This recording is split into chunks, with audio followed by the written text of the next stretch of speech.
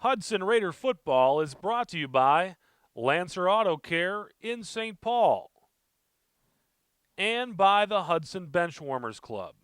Thanks to our sponsors for their support. Welcome to Hudson Raider football. I'm Chris Larson. We're at Carson Park, and alongside with me tonight, Pete Anderson will give you the call. The Hudson Raiders this evening are on the road, their final conference football game of the season against Eau Claire Memorial. And tonight's a big football game. The Hudson Raiders get in the win column. It locks up at least a share of the conference title, and they have beaten Menominee, who they would be tied with if Menominee comes out on the top side tonight as well. So if you figure the tiebreakers, a win tonight gives the Hudson Raiders their first ever Big Rivers Conference Championship. So a big game and a lot on the line for the Hudson Raiders tonight, Pete. Big game for them, definitely. It is something that these kids have to be really excited for. Decent crowd traveling all the way over from Hudson, and I got to imagine these kids are really pumped to bring the first title home to Hudson ever. It's a big deal, and it's been a project by Coach Adam Cowles. Has put a lot of work into this program. He's finally seeing it come to fruition. Big wins over the big conference bosses in Chippewa Falls and Menominee this year. Their only blemish on their record was the first conference game of the season at Superior. The Raiders dropped in that game 14-7. That's their only loss all season. So this is a football team that's put some wins up this season. They're 7-1 coming into this game, looking for an 8-win season. And their opponent tonight, Eau Claire Memorial, last year they were winless. This year they put together a 3-game winning streak. They come into this football game 3-5, looking for a win tonight. If they can get a win, they get in the playoffs, and they haven't been in the playoffs for 3 or 4 years. Huge game for them as well tonight. So they're looking to get into the win, upset Hudson, but more importantly, get themselves into the playoffs. Exactly. This is more than just a spoiler game for the Old Abes. They're going to come out and they're going to give the Raiders everything they have, and try and see if they can work their way into the playoffs for Division I. Yeah, Memorial had that 3-game win streak. They went up to Rice Lake, kind of one of the conference doormats, had an opportunity to get themselves in the playoffs with a win there, lost that game. Then last week they had to play Menominee and were really pretty well handily defeated in that football game. They come into this game giving up more points per game than any other team in the conference at about 28.5 points a game. The Raiders come into this game the number 1 defense in the conference, giving up just over 10 points a game. So a big difference in defenses there, but this Hudson Raider team hasn't showed a whole lot of offense as far as firepower up until last week. They played another one of those teams kind of at the bottom of the conference in defense, and the Raiders put 34 on them. So I think they're probably coming into this game trying to get themselves a big start and not allow this Eau Claire Memorial team to get any confidence. A big, quick start, getting ahead of them early would do them a lot of good tonight. Yeah, just like they did last week against Eau Claire North, where they jumped out early, took the lead, and really never looked back. They need to really enforce the offensive line, take a hold of that battle, and make sure that they get on the scoreboard first, not let Eau Claire Memorial think that they have a chance in this game. If the folks at home are looking at the logo on the field and wondering what that is, this field is home to the Eau Claire Old Abes, Eau Claire Memorial Old Abes, Eau Claire North Huskies, Eau Claire Regis Ramblers, and the logo you see on the field is the UW Eau Claire Blue Gold logo. So this field gets a workout, but it is the field turf. It holds up really well, and that's why it was put here, because this Carson Park gets so much action. They really have a beautiful stadium here, and if in 2 years from now you want to get out and see a football game, this is a great place to come see a football game. Yeah, absolutely. I remember back before the field turf was installed, watching football games here towards the end of the season for both the Blue Golds or any of the high school teams. The field would get absolutely tore up. Players would leave the field. Whoever was wearing white that day would end up being pretty dark uniforms. Towards the end of the year, that field was pretty much garbage. So it was a great move by Eau Claire to put this turf in. It looks like the Hudson Raiders will be kicking off first, so that Raider defense will be on the field first tonight. That's always a good thing for the Raiders. And Jake Dennison to kick off this evening. He's had pretty good success kicking it deep this evening and keeping it in between the sidelines. So here's Dennison to get us started. Kick is off. Back to receive for the Old Abes is number 23, Ryan Danon, and he returns it out to about 35, where the Hudson defense will make their stand. Yeah, Jake Hayes with the tackle there, jumping in there and putting him down. And The Old Abe's really had a pretty nice return there, putting it out to the 35-yard line. The Raiders usually don't give up that kind of field position in the opening drive. So a pretty nice return there for the Eau Claire Memorial Old Abe's. Coming out for the Old Abe's at quarterback is Zach Mistel. He lines up in the shotgun, spread offense for the Old Abe's. He waits the snap. He has a runner in motion. Takes snap and gives the handoff. Short yardage gain for number 31, Bobby Nyland. Nyland scored the only touchdown for Eau Claire Memorial last week against Menominee. And one thing you'll see out of this offense, they showed a look that's pretty something that the Hudson fans are used to, is that quarterback in the shotgun. But Mistel doesn't run the ball anywhere near as effective as the Hudson Raider quarterback. There's Mistel in the shotgun again. Behind him is still Nyland. Ready to take the snap on 2nd and about 8 here. Another handoff to Nyland. Takes it off to the right side and gets taken down after about a 3-yard gain. And that was, didn't see who took that carrier down. I didn't see who took that one down. Memorial will throw the ball a little more often than the Raiders. Quarterback Zach Mistel with about 20 attempts per game is his average. And with 3rd and about 4 to go, Mistel lines up. Nyland behind him again. 4 wide receivers out wide. Another handoff up the middle. And the Hudson Raider defense holds up. Number 95 makes tackle, Ethan Deinauer. Yeah, Ethan Deinauer jumps in there. He's been a beast up there for the defensive line for the Hudson Raiders. Came into the season as an all-conference preseason pick and hasn't disappointed. Doesn't have the huge numbers that a lot of the other defenders on the Raiders have, but he takes up a lot of space and pulls down a couple blockers with him on just about every play. So Hudson Raider defense holds on the first series of the game, and Michael Bennett now back deep to return the punt from the Old Abe's. Hudson brings the rush. Punt gives away. Bounces up into the runner's hands, and he returns it for about a 2 to 3 yard gain at the 35 of the Hudson Raiders. That was Travis Hilden with the return. He's getting a lot more work. Number 26, Tyler Smith. It's an injury middle of the season here, and he missed 3 or 4 games. In those 3 or 4 games, Hilden really stepped up and kind of filled his shoes. But looks like Tyler's back on the field tonight after seeing a limited action last week against Eau Claire North. And Bo Holmes back in the shotgun with Andy Edholm in the backfield with him. Runner goes in motion. Handoff is to Edholm. He takes it up with a big hole on the left side. Makes about a 13-yard run. Gets taken down at the 49-yard line. Nice run there by Andy Edholm.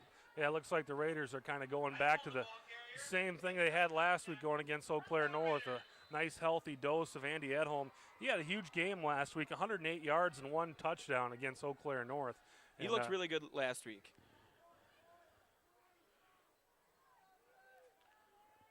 Holmes with the handoff. That's to Tyler Smith. And he takes it around the edge. Gets around to the 44 of Eau Claire Memorial. Smith is probably the fastest guy in this Hudson team. He's the game breaker, and missing those 3 games, he's a little bit out of sync last week, so I'm sure Coach Cowell's trying to get him some work and get him ready for the playoffs come next Tuesday night. Nice to get his feet back underneath him and get some confidence in what he's doing. You mentioned the playoffs. Obviously, they're looking for a home game. A win here obviously pretty much secures that no matter what.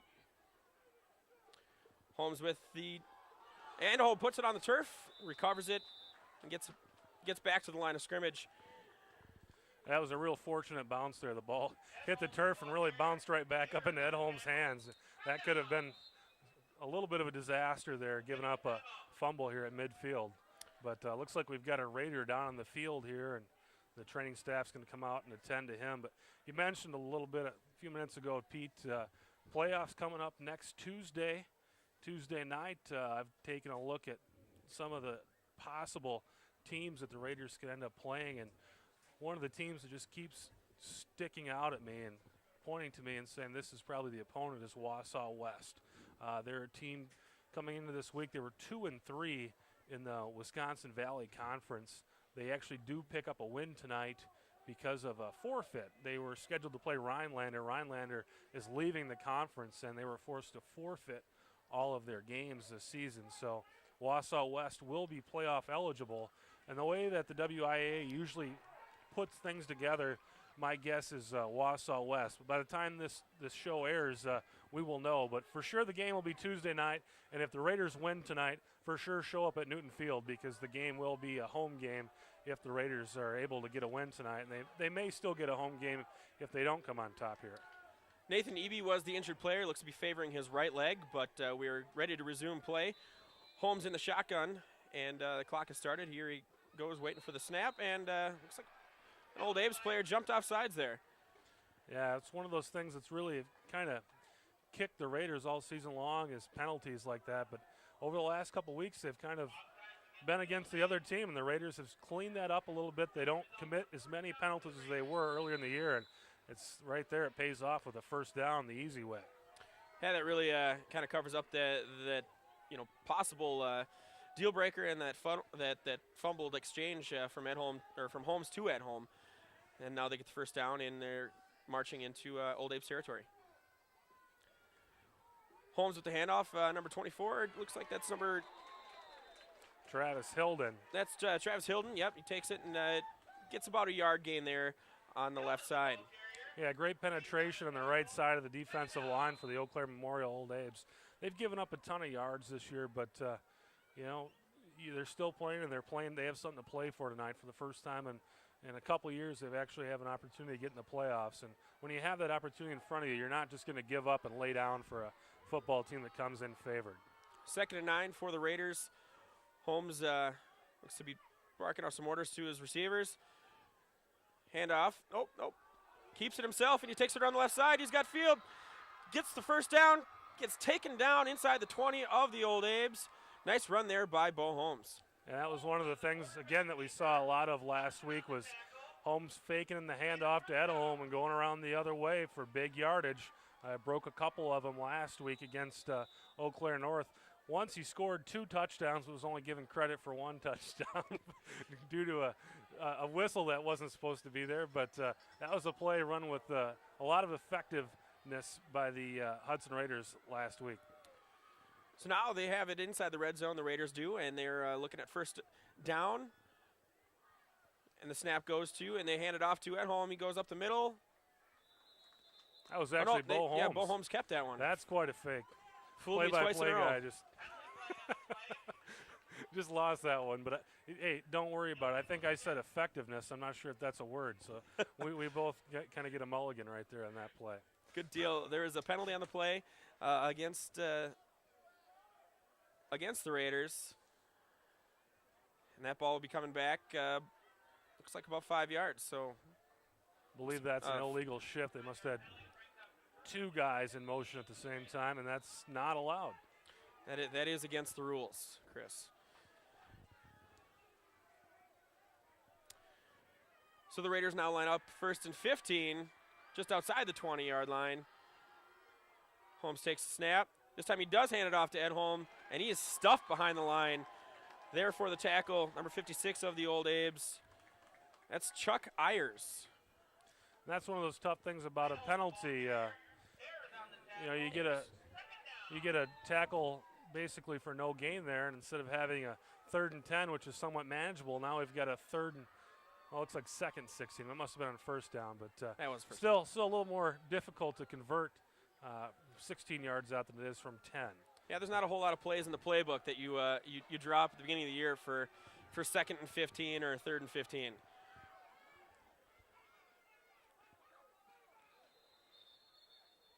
And the Hudson Raiders had some problems lining up there and call a timeout. They're gonna talk about this one in the huddle. And again, that could be another product of that penalty. Is you get in a position where the quarterback's not real comfortable and no one's really comfortable in a 2nd or 3rd and 16, and it causes a timeout. And hopefully, it's not something that they'll need down the road. But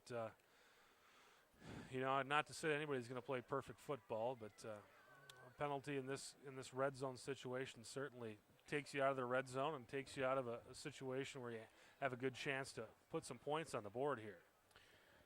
with 6:16 in the first quarter. We've got a 0-0 game. Hudson on the road tonight in Eau Claire Memorial, looking to wrap up at least a share of the Big Rivers Conference. Eau Claire Memorial looking to win tonight and get themselves into the playoffs. Well, after the timeout, the Raiders come to the line. Holmes in the shotgun yet again, as he will be for the entire game. Holmes takes a snap, hands it off. Looks like they're going to pass, halfback pass, open downfield for the touchdown in the corner. He got both feet in. That is a touchdown. Well, Davey Branson with the pass. Nice ball right there in the corner.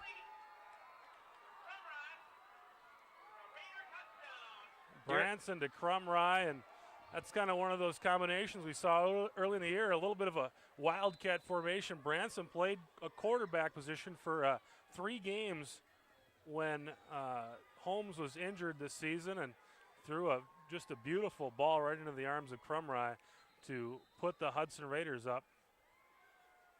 And we got a penalty flag here on the point after attempt. Hudson trying something a little different they didn't do last week. Yeah, that's something that they did all season last season.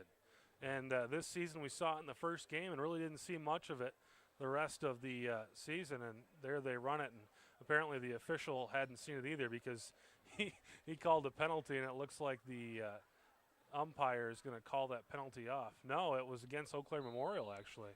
They move it half the distance to the goal line, so it'll be a little shorter kick here for Denison. Denison did miss a couple last week, but this week he puts the first one right through and puts the Raiders up 7-0 with 6:09 to play. Yeah, Denison really has had an outstanding season. Last week, a little bit of a rough outing for some reason, but really have been an outstanding kicker for the Hudson Raiders, and it's really been a strong point for the Raiders. They've capitalized on some mistakes by the other team's kicker all season long, and last week, fortunately for the Raiders, a couple of missed kicks didn't come back to haunt them. But on the first play first series for the Raiders, they look good. They had some very positive gains on the ground, and then obviously the big play for the touchdown in the air. Yeah, we were talking about you don't draw up a lot of plays for 2nd and 16. Well, there's a play that you draw up for 2nd and 16 right there. That's a good one. If you have to convert a 2nd and long or a 3rd and long, you run that play. Yeah, and that looked like something that they were comfortable running. Sometimes with those trick plays, you get players who are a little bit outside their comfort level, and that wasn't the case there.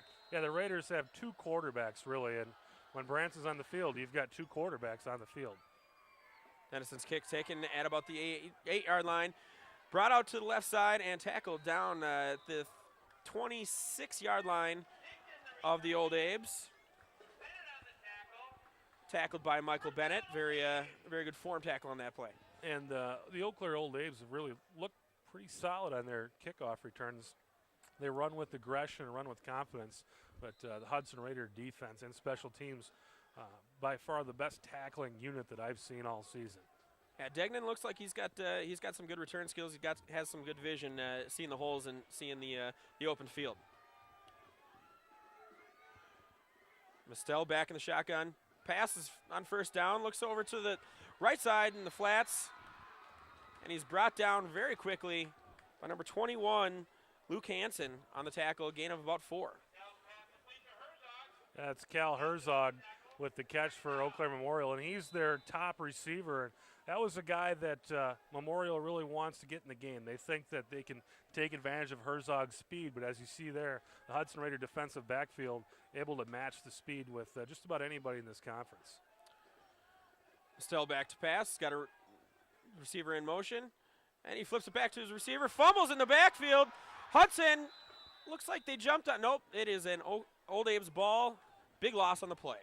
That was another thing that Coach Paul Kling from the Eau Claire Memorial Old Abe's mentioned, is that he felt like his team could play with this Hudson Raider football team as long as they didn't make any mistakes.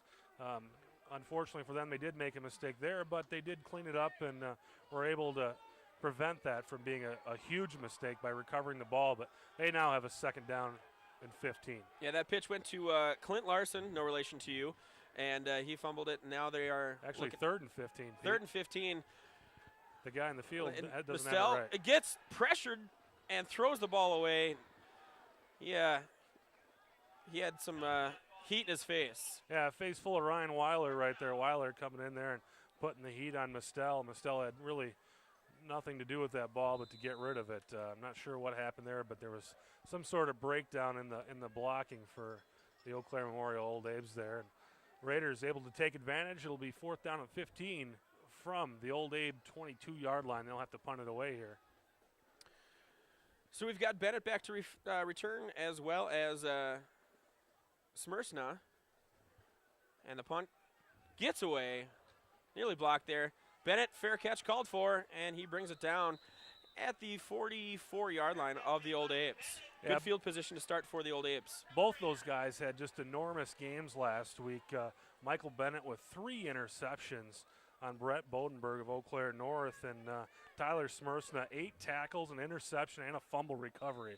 So you had 2 guys in the defensive backfield that just had huge games last week against Eau Claire North. So the Raiders take over on the Eau Claire side of the field. Got a player running on the field late here. Snap goes to Holmes, and he hands it off to Ed Holmes, takes it up the middle, and gets about a 10-yard gain, taken down by number 40 of the Old Abes. It looks like he's got Ostrich. enough to move the chains there, pick up about 11 yards by Andy Edholm. And you can move the ball at 11 yards a clip, you're going to be pretty successful. Yeah, the player that was running on the field late there, he was the one that actually ends up making that tackle and saves Edholm from making a 10-yard gain, something longer. Holmes with the snap, keeps the ball, pitches it out to Travis Hilden. And he gets close to another first down. Hilden had a big week last week as well. 2 touchdowns for Travis Hilden, by far his biggest game of the season. Didn't get a ton of yards, but he had a nose for the end zone last week with 2 touchdowns. That isn't good enough for another Raider first down, and here they are just a couple plays in, and they seem to be moving the ball pretty well on this Old Abe defense. Holmes puts runner in motion, gets the handoff, keeps the ball, and is stopped behind the line. It's taken down by a ankle tackle. Number 53 of the Old Abes makes the tackle. That was a pretty big play for Eau Claire Memorial to stop Holmes to no gain, but you got to think of it from the other side, the other perspective is Hudson's got to feel good about that run. They had Holmes stopped 3-4 yards deep in his own end zone. He was able to kind of shimmy his way back to the line of scrimmage to make it 2nd and 10 instead of 2nd and 13. So on 2nd and 10, Holmes awaits the snap. This time he hands off to Ed Holmes, wide open hole. Takes that right in behind the left guard, left tackle, and gets close to another 10-yard gain. Yeah, this Hudson Raider offensive line is like just diesels out there pushing the Eau Claire Memorial defensive line out of the way. Edholm wasn't touched until he was 7-8 yards down the field. And you're right, Paul. Pete, that hole was wide open for Edholm just to drive through to get the first down there. Yeah, Clint Larson made a touchdown-saving tackle on that play, and here they are, first and 10 and about the 13-yard line. Handoff goes to Edholm again, and he gets taken down. Kind of looks like it was maybe an accidental tackle. The guy was on the ground. Edholm just kind of tripped over him. Yeah, it looks like he may have got up a little shaken up there, but he's going to stay on the field, and this might be a spot where you give the ball to somebody else to just give him a play or two to kind of get his feet back underneath and catch his breath again. So after a 3-yard gain, Raiders have 2nd and 7. Looking at the Old Abe's end zone to take a 14-point lead. Takes the handoff, hands it over to Hilden, and he gets in the end zone. Tiptoes right in there inside the pylon. Nice run by Hilden, and Raiders have another score up on the board. Yeah, again, Hilden really wasn't the beast of that drive, but the guy has a nose for the end zone. He got close to it and found a way to get himself into the end zone. It's 13-0 Raiders, a chance to go up ahead 14-0 with 2:19 left in the first quarter. Yeah, they really utilized the left side of that line there on that drive. I think 3 or 4 of their biggest plays all came on that left side of that line. Yeah, this whole line for Hudson is just outsizing pretty much everybody in the conference. You've got big guys like Sam Cunningham on that side.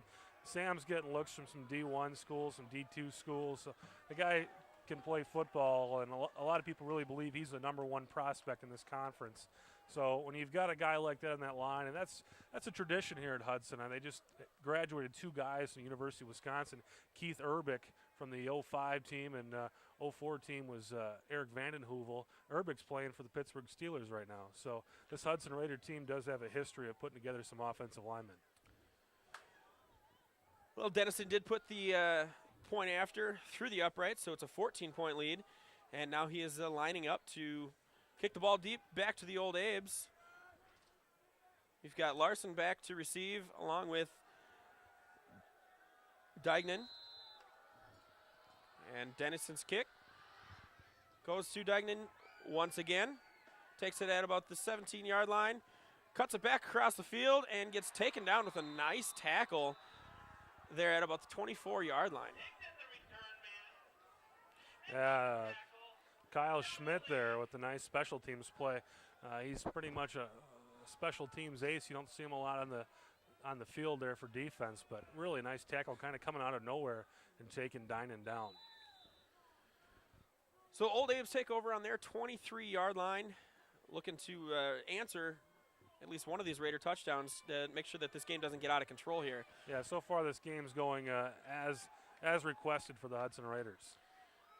Still back in the shotgun, takes a snap, fakes a handoff, keeps it himself, late pitch, and gets bottled up behind the line. But here comes Larson on the other side, tries to reverse his field, goes nowhere. That's a big loss on the play. Yeah, if your name isn't Barry Sanders, that's usually a bad idea. He was able to lose his team another 6-7 yards by trying to make something happen. Usually, again, if it doesn't say Sanders on the back of your jersey, you may be better off just to go down. Yeah, that one was probably pretty ill-advised from the old Abe perspective. But they're now looking at 2nd and 18, and probably a passing down here. Mistel takes the snap, looks, connects with his receiver number 18, who gets taken down, gets some of those yards back. That's Matt Sanders. It's a good gain to get them back into a manageable down and distance. Yeah, the Old Abes aren't really a high percentage passing team, but they have passed the ball with some success this year. Mistel does have, I believe, 6 or 7 touchdowns on the season.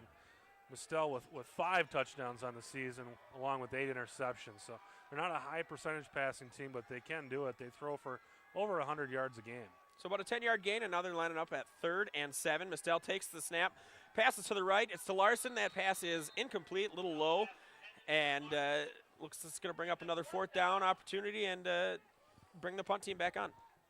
Yeah, like you said just a few minutes ago, this game pretty much as prescribed for the Raiders. He wanted to keep this Old Abe team down. Don't give them any confidence. Don't give them an opportunity to feel like they're in the game. They actually had a lead against Menominee last week before Menominee kind of blew the doors off of them. But you don't allow this team to get any confidence. Just keep them down in their hole. One thing to note, Mistel is also the punter on the team, so he's back there if they ever do try in something as far as from the maybe trickery side. He does have an arm back there. So we've got Smersna taking the return, and he brings it all the way around the left side, and now he's got some open field. Bringing it up past the 30. He's going to go all the way, 20, the 10, and a punt return touchdown for Tyler Smersna to get the Raiders on the board once again. And no hankies on the field either. That one's going to stand. They may get a hanky for this celebration, though, as the entire Raider punt return team jumped on Smersna. The Old Abes couldn't put a hand on him, but the entire Raider team tackled him in the back of the end zone. This was a game that I believe went to running clock last year. If not, it was very close to going to running clock. And if the Old Abes don't get a handle on this ball game, we could be there quite soon. Yeah, Smersna is he reversed the field pretty early on that return and got the edge, and with some good blocking was able to get it all the way back into the end zone. And as you said, the pile there at the end probably didn't make the refs happy. Probably didn't make the Hudson coaching staff too happy. You don't want to hurt Mr. Smersna. Yeah, he's been a huge playmaker all season long, and last week with the big game defensively, and now this week already a huge play on the special teams end of it.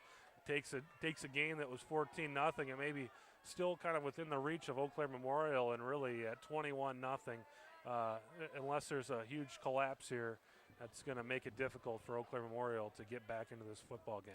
Yeah, you have to imagine before that punt, the defensive coordinator for the Old Abe's was getting his crew lined up and saying, we got to make a stop here. We got to show our offense that we can control the ball too, and we can help them out. And then the punt return or the coverage team just wasn't able to really show up on that play.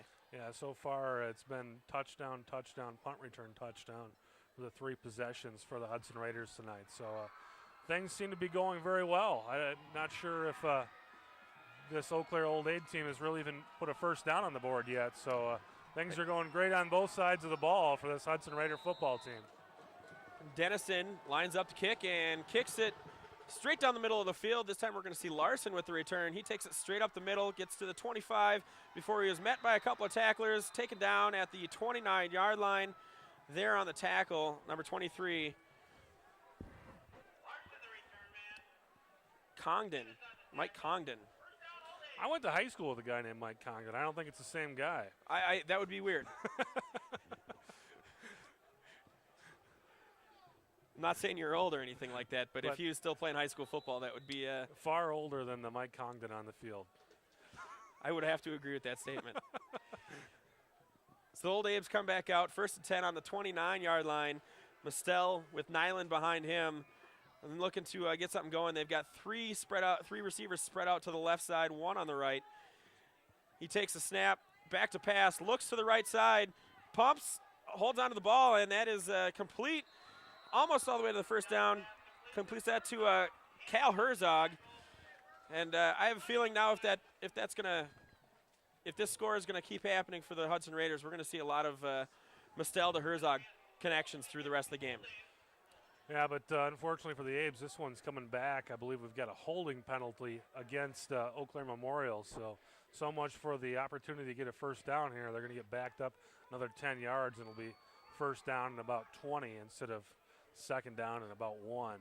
Yeah, and as the student section here from Hudson remind the players, they say you can't do that. Yes, you cannot do that. Every once in a while you can get away with it. And if you're really good, you can get away with it. But for the most part, you can't do that. So they line up now 1st and 25. It was a spot foul. And they're going to line it up, spread it out again. And here goes Mistel back to pass, looking to the left. Now he's looking to pull it down. Go for the run. He gets it, but he fumbles the ball. Hudson falls on it and does not get the possession. It must have gone out of bounds. Lucky break there for the Old Ames. Yeah, that could have been devastating. And at least we know the official doesn't really want to get home, because if he really wanted to get home, he could have given the ball to Hudson and would have made it much closer to keeps this game a little closer by keeping the possession with Eau Claire Memorial. The ball did get out of bounds before the Raiders were able to get to it, but it wasn't by very much. And Mistel tried to get out of there, but was tripped up by the Raiders' Stephen Berkey, able to bring down Mistel, and as he was running, he kind of just deposited the football onto the field, and very, very close to being Hudson Raider ball there. Yeah, and that ended up being the last play of the first quarter. So after the first quarter, we've got a 21-0 score in the Raiders' favor. And they're going to bring this the ball onto the other side of the field. But Old Abe's are going to be looking at 2nd and 20. And obviously another passing down. This is, a spot where last week players like Michael Bennett and Tyler Smersno were on top of their game. Yeah, when you've got those 2 guys in the defensive backfield, and you've got down linemen like Ethan Denauer and Chaz Larson, linebackers Ryan Weiler and Arthur Vincent, those type of guys getting in the face of the quarterback, it makes it a lot tougher to throw the ball, because all those guys hit, and they hit hard. And as a quarterback, that kind of makes you want to get the ball out of there before you should. Well, and the other thing, too, is, for those guys you mentioned on defense up front, they're also probably, seeing that Mistel dropped that ball, and they're thinking, maybe they can get to him and jar that ball loose again. Yeah, it's like getting a little blood in the water. All of a sudden, the Sharks start to circle when they see that ball come loose. So the Raiders come the Old Abe's, come to the line. This time they have the 3 receivers lined up to the left. Mistel has 1, that being Herzog to his right, Nyland behind him as he waits to snap. Mistel drops back, looks, he's looking towards Herzog. 2 men covering there, and that ball hits the turf, incomplete. Now looking at 3rd and 21. No, It'll be 3rd down and long here. 3rd and long, and obviously another passing down for the Old Abe's. Yeah, and that's kind of ill-advised too. Mustel kind of kept his eyes on the receiver the whole way, and with the speed on this defense, I don't recommend keeping your eyes on the receiver the entire way. This might be a spot where you look to, just maybe a halfback draw, just so you don't, kill yourself and maybe live to fight another day. Either that or a screen would be a nice spot here too. Larson in motion. And he does hand it off to Nyland, who gets bottled up right away. Gain of only a couple, and it brings on the punt team for the Old Abe's. Yeah, that's Chaz Larson, and that's just great coaching. He stayed home. A lot of times in that situation, Pete, where if you got 3rd down and 20, those linemen just pin their ears back and they're going for the quarterback. Chaz Larson kept his eye on where the ball was and stayed with it, and that run play had no chance. And you're right, in that type of situation, a draw play is usually pretty successful, but not in that time. Usually you find a defense in a bend but don't break type scheme or something like that, but Hudson Raiders right there to make the tackle at the line of scrimmage. Mustel back to punt. Punt is partially blocked. Don't touch it by the Hudson Raiders. They finally do get away, and the punt gets all the way down to the 38-yard line of the Old Abe's. I didn't see who got in there. I think it was Larson that might have got a hand on that one as he was getting blocked. He was in the area, him and Ryan Weiler. Not sure who got the piece of it, but the Raiders have come after it every time so far tonight, and they finally get a piece of it. And they've been close each of the previous couple of times, and this time, it looks like the punt offense or punting for the Old Abe's has been their the toughest spot of their team so far. Holmes hands it off, gives it to number 26, Tyler Smith, and he's got the corner, gets all the way down inside the 20, made some nice moves to avoid some tacklers, got inside the 20, and now down to the 16-yard line. And Smith is a guy that these Raiders want to get going. He's missed a couple games with injury, and last week came back, looked a little tentative, and running with confidence tonight, keeping the head up and the shoulders set, getting around the corner there for the first down. That's a good sign. That's something that this Hudson Raider team is going to be able to use come playoff time. So that brings up another first down for the Raiders. Holmes has 2 receivers right, 1 to the left, and he's got Edholm in the backfield with him. Smith in motion behind him. And that looks like kind of a bad snap, led to a broken play. I think he was trying to hand that one off to Edholm. Yeah, the snap itself just kind of took the timing off the play, and you don't see that happen a lot with this team because they run out of that shotgun so often that they're used to snapping the ball like that. But every once in a while, you're just going to have one of those happen, and it's kind of one of the things that you learn to live with when you run this type of offense. So that brings up about a 4-yard loss for the Raiders as they line up for second down.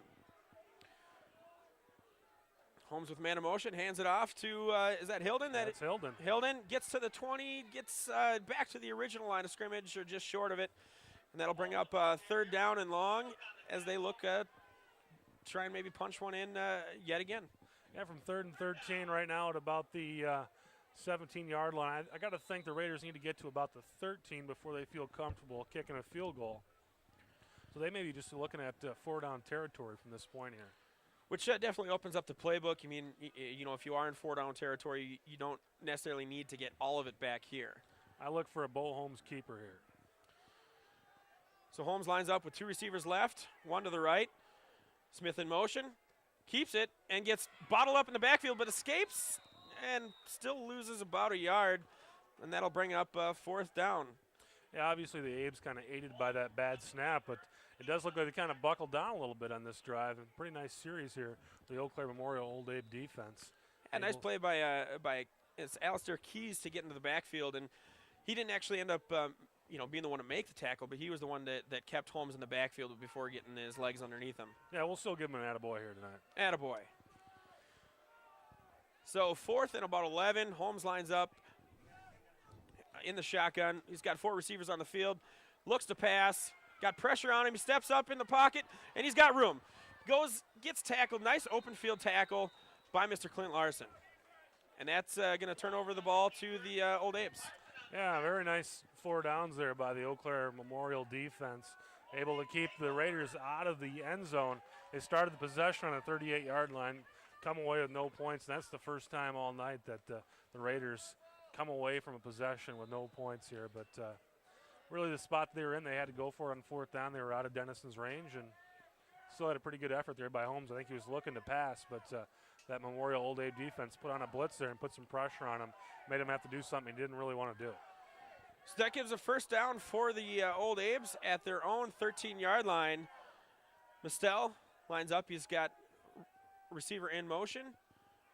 Takes a snap, hands it off to Nyland. He gets around to the right-hand side and gets taken down out of bounds by a swarm of Raider tacklers. Yeah, who do you credit that one to? I don't think anybody gets a half tackle for that either. I think that's just a quarter tackle all around. I didn't know they gave quarter tackles. Well, we're doing it tonight. It's okay. New program that we're sponsoring here. Add that to the score sheet. So about a 2-yard gain. We'll call it 1.5. Mistel back with 4 receivers again. Nyland behind him. Takes a snap. This is a design draw play. Gets up the field. Gets about 2 to 3 yards there. And just kind of chipping away. It looks like maybe they're trying to put together a drive where they just, maybe give the defense a little rest. Yeah, with 8:03 left in this game, and this Eau Claire Memorial offense, I don't believe has a first down tonight. So they're looking to just kind of get something going here and get an opportunity to, like you say, just keep the defense off the field for a few minutes and give them an opportunity to catch their breath and be able to come into a game and just kind of go in and play it like it was 0-0 at this point. So we got 3rd and 6 for the Old Abes. Mistel ready to take the snap. 2 receivers on each side. Here comes Larson coming over to the left side from the right. Drops back to pass, looks to Herzog, complete, and he gets behind the defense. He's in a foot race, getting to the sideline. Got a penalty on the play, but he gets all the way down inside the 20-yard line of the Hudson Raiders. I didn't think Herzog knew what to do once he got behind the Raider defense there. Yeah, they haven't seen too much of that tonight. I think this is they're not going to get the yardage they have here. I think we're going to have a block in the back, but it's definitely going to be a first down and 10. I think the Abes will probably get the ball somewhere around midfield by the time this is all done here. But it was a nice pass by Mistel to find Herzog. They got the first down, and he kind of spun out of an attempted arm tackle and got behind the defense and started to try and run away, but he realized very quickly he wasn't going to win the foot race, so he got to the end zone or got to the sideline and went for it that way and got down to the 17-yard line of the Raiders. Yeah, it looks like the officials picked the flag up. Not sure what happened there. The Eau Claire Memorial Grandstand wasn't real happy with that penalty, and it was picked up. So it's first down and 10 for the Abes on the 17. So for the first time they're in a scoring position here inside the red zone of the Raiders. Old Abes ready to take the snap with 4 wide receivers. Larson coming again in motion. Mistel takes snap. He looks to pass. Looking to Herzog yet again deep in the end zone. Working the fade route. Incomplete. Broken up by, can't see who that is over there in the darkness. I believe it was Michael Bennett, and what Michael Bennett did there is what's called a face guard. He didn't come back to look at the ball. He just stuck his arms up, and that, again, is one of those things that you can't do. He never turned and looked back at the ball, just kind of raised his arms up, and that's going to get a flag every time. Yeah, Devin Jennings there to help with the coverage as well. So, obviously, it does draw the flag, pass interference on one of those 2 players. And that'll bring up a first and goal for the Old Abes inside the 10 of the Raiders. So for the first time, we see 2 backs in the backfield for the Old Abes. Mistel ready to take the snap. And he hands the ball off to Nyland, gets up the middle, and gets to about the 6-yard line, I think is where they're going to spot it, taken down by a group of Hudson Raider tacklers. Yeah, we've seen a lot this season with the Raiders kind of buckling down once the opponents get into the red zone area, and it'll be nice to have that happen again here. This Hudson Raider defense is the #1 defense in the Big Rivers Conference.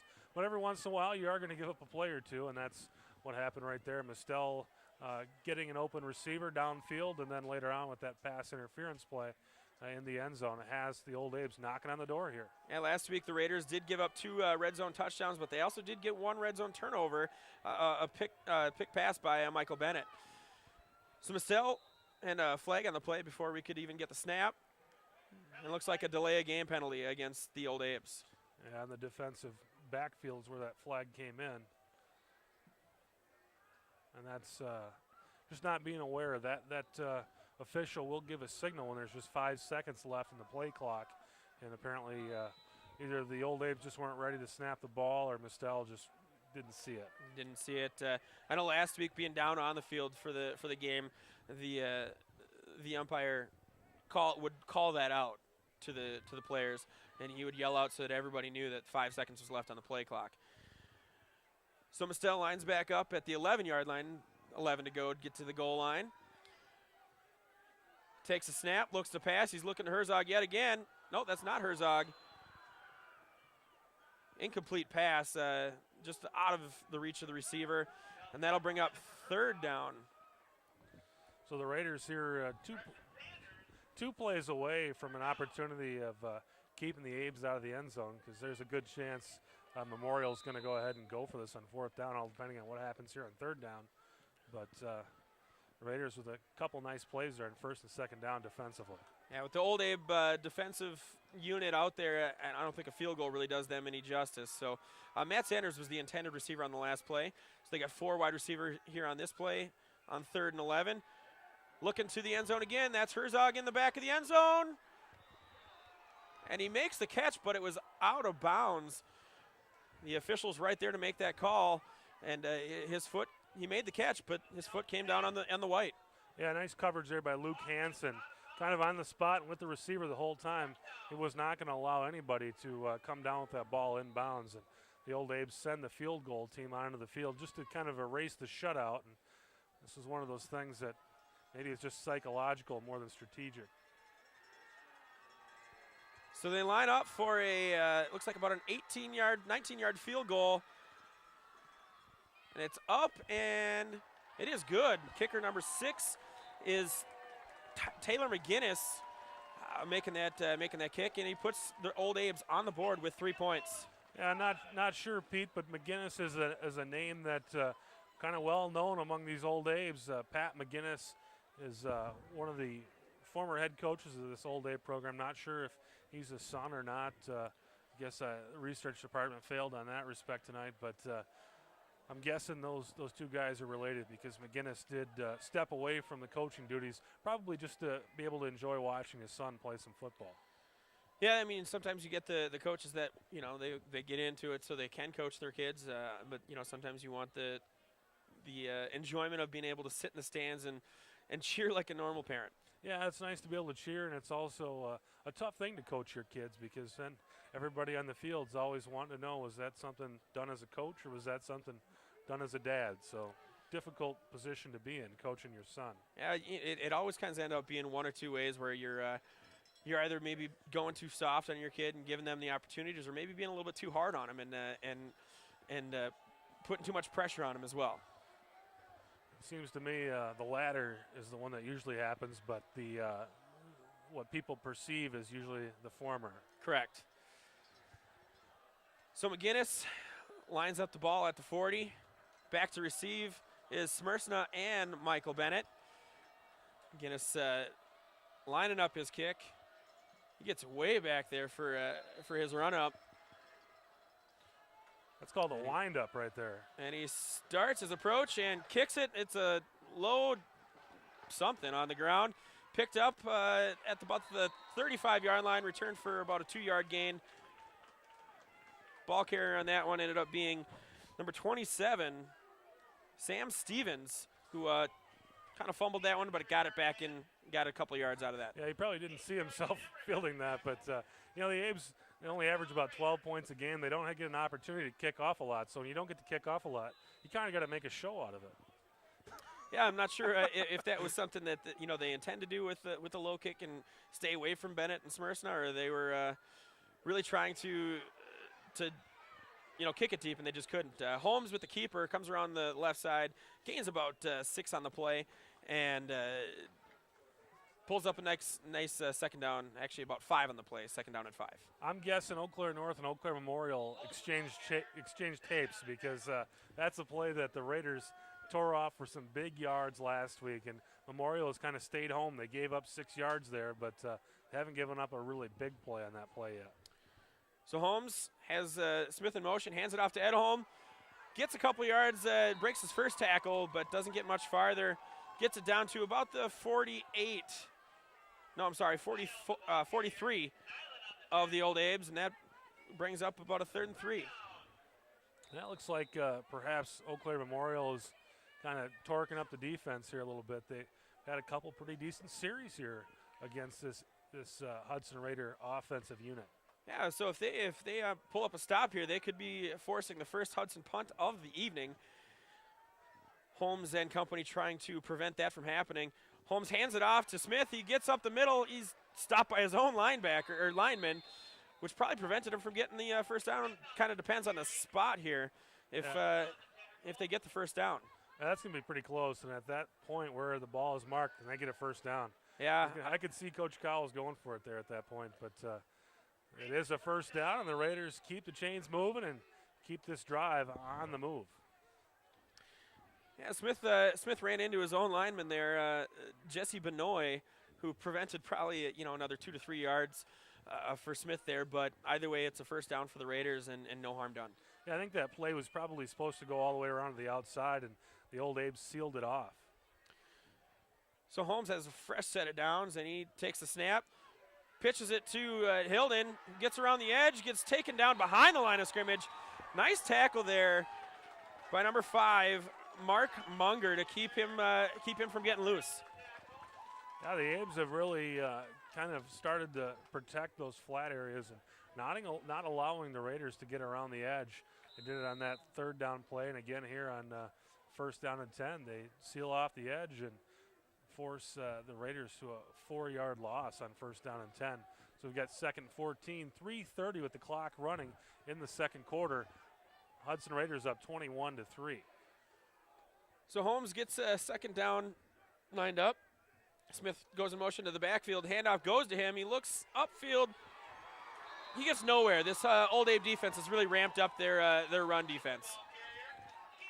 Yeah, it looked like instead of going around the outside, they tried to go off tackle there and really get the same output. And Coach Paul Kling of the Eau Claire Memorial Old Abes calls a timeout. He's trying to preserve some clock here for his offense. He apparently believes he's going to put a stop to this Raider offensive march right here and right now, and they have an opportunity at 3rd down and 14. They stop the clock with 3:12. Try to get a stop here, and could have about 3 minutes to work their offense. And they have to go unless they get a block punt or something, they're probably going to have to go the length of the field. But Paul Kling not giving up. Keep on coaching. Yeah, I mean, you definitely have to, be telling your team here, get a stop, let's go down a score, and bring the difference to a 2-score game. Yeah, if you going get into it to halftime. 21-10, you can get the touchdown, the 2-point conversion, the field goal, and you get a tie game. So they're definitely not out of it, especially to get a stop here and you can put another offensive drive like they just had together. This Eau Claire Memorial Old Abe team can get back into this football game and give themselves an opportunity to play postseason football. Yeah, you have to imagine with that stop and a scoring drive to end the half, that momentum would definitely be in the Old Abe's locker room going at halftime. So 3rd down and 13 for the Raiders. Holmes with the handoff, gives it up the middle to Edholm. He goes nowhere. That run defense is not letting them get anything, especially up the middle.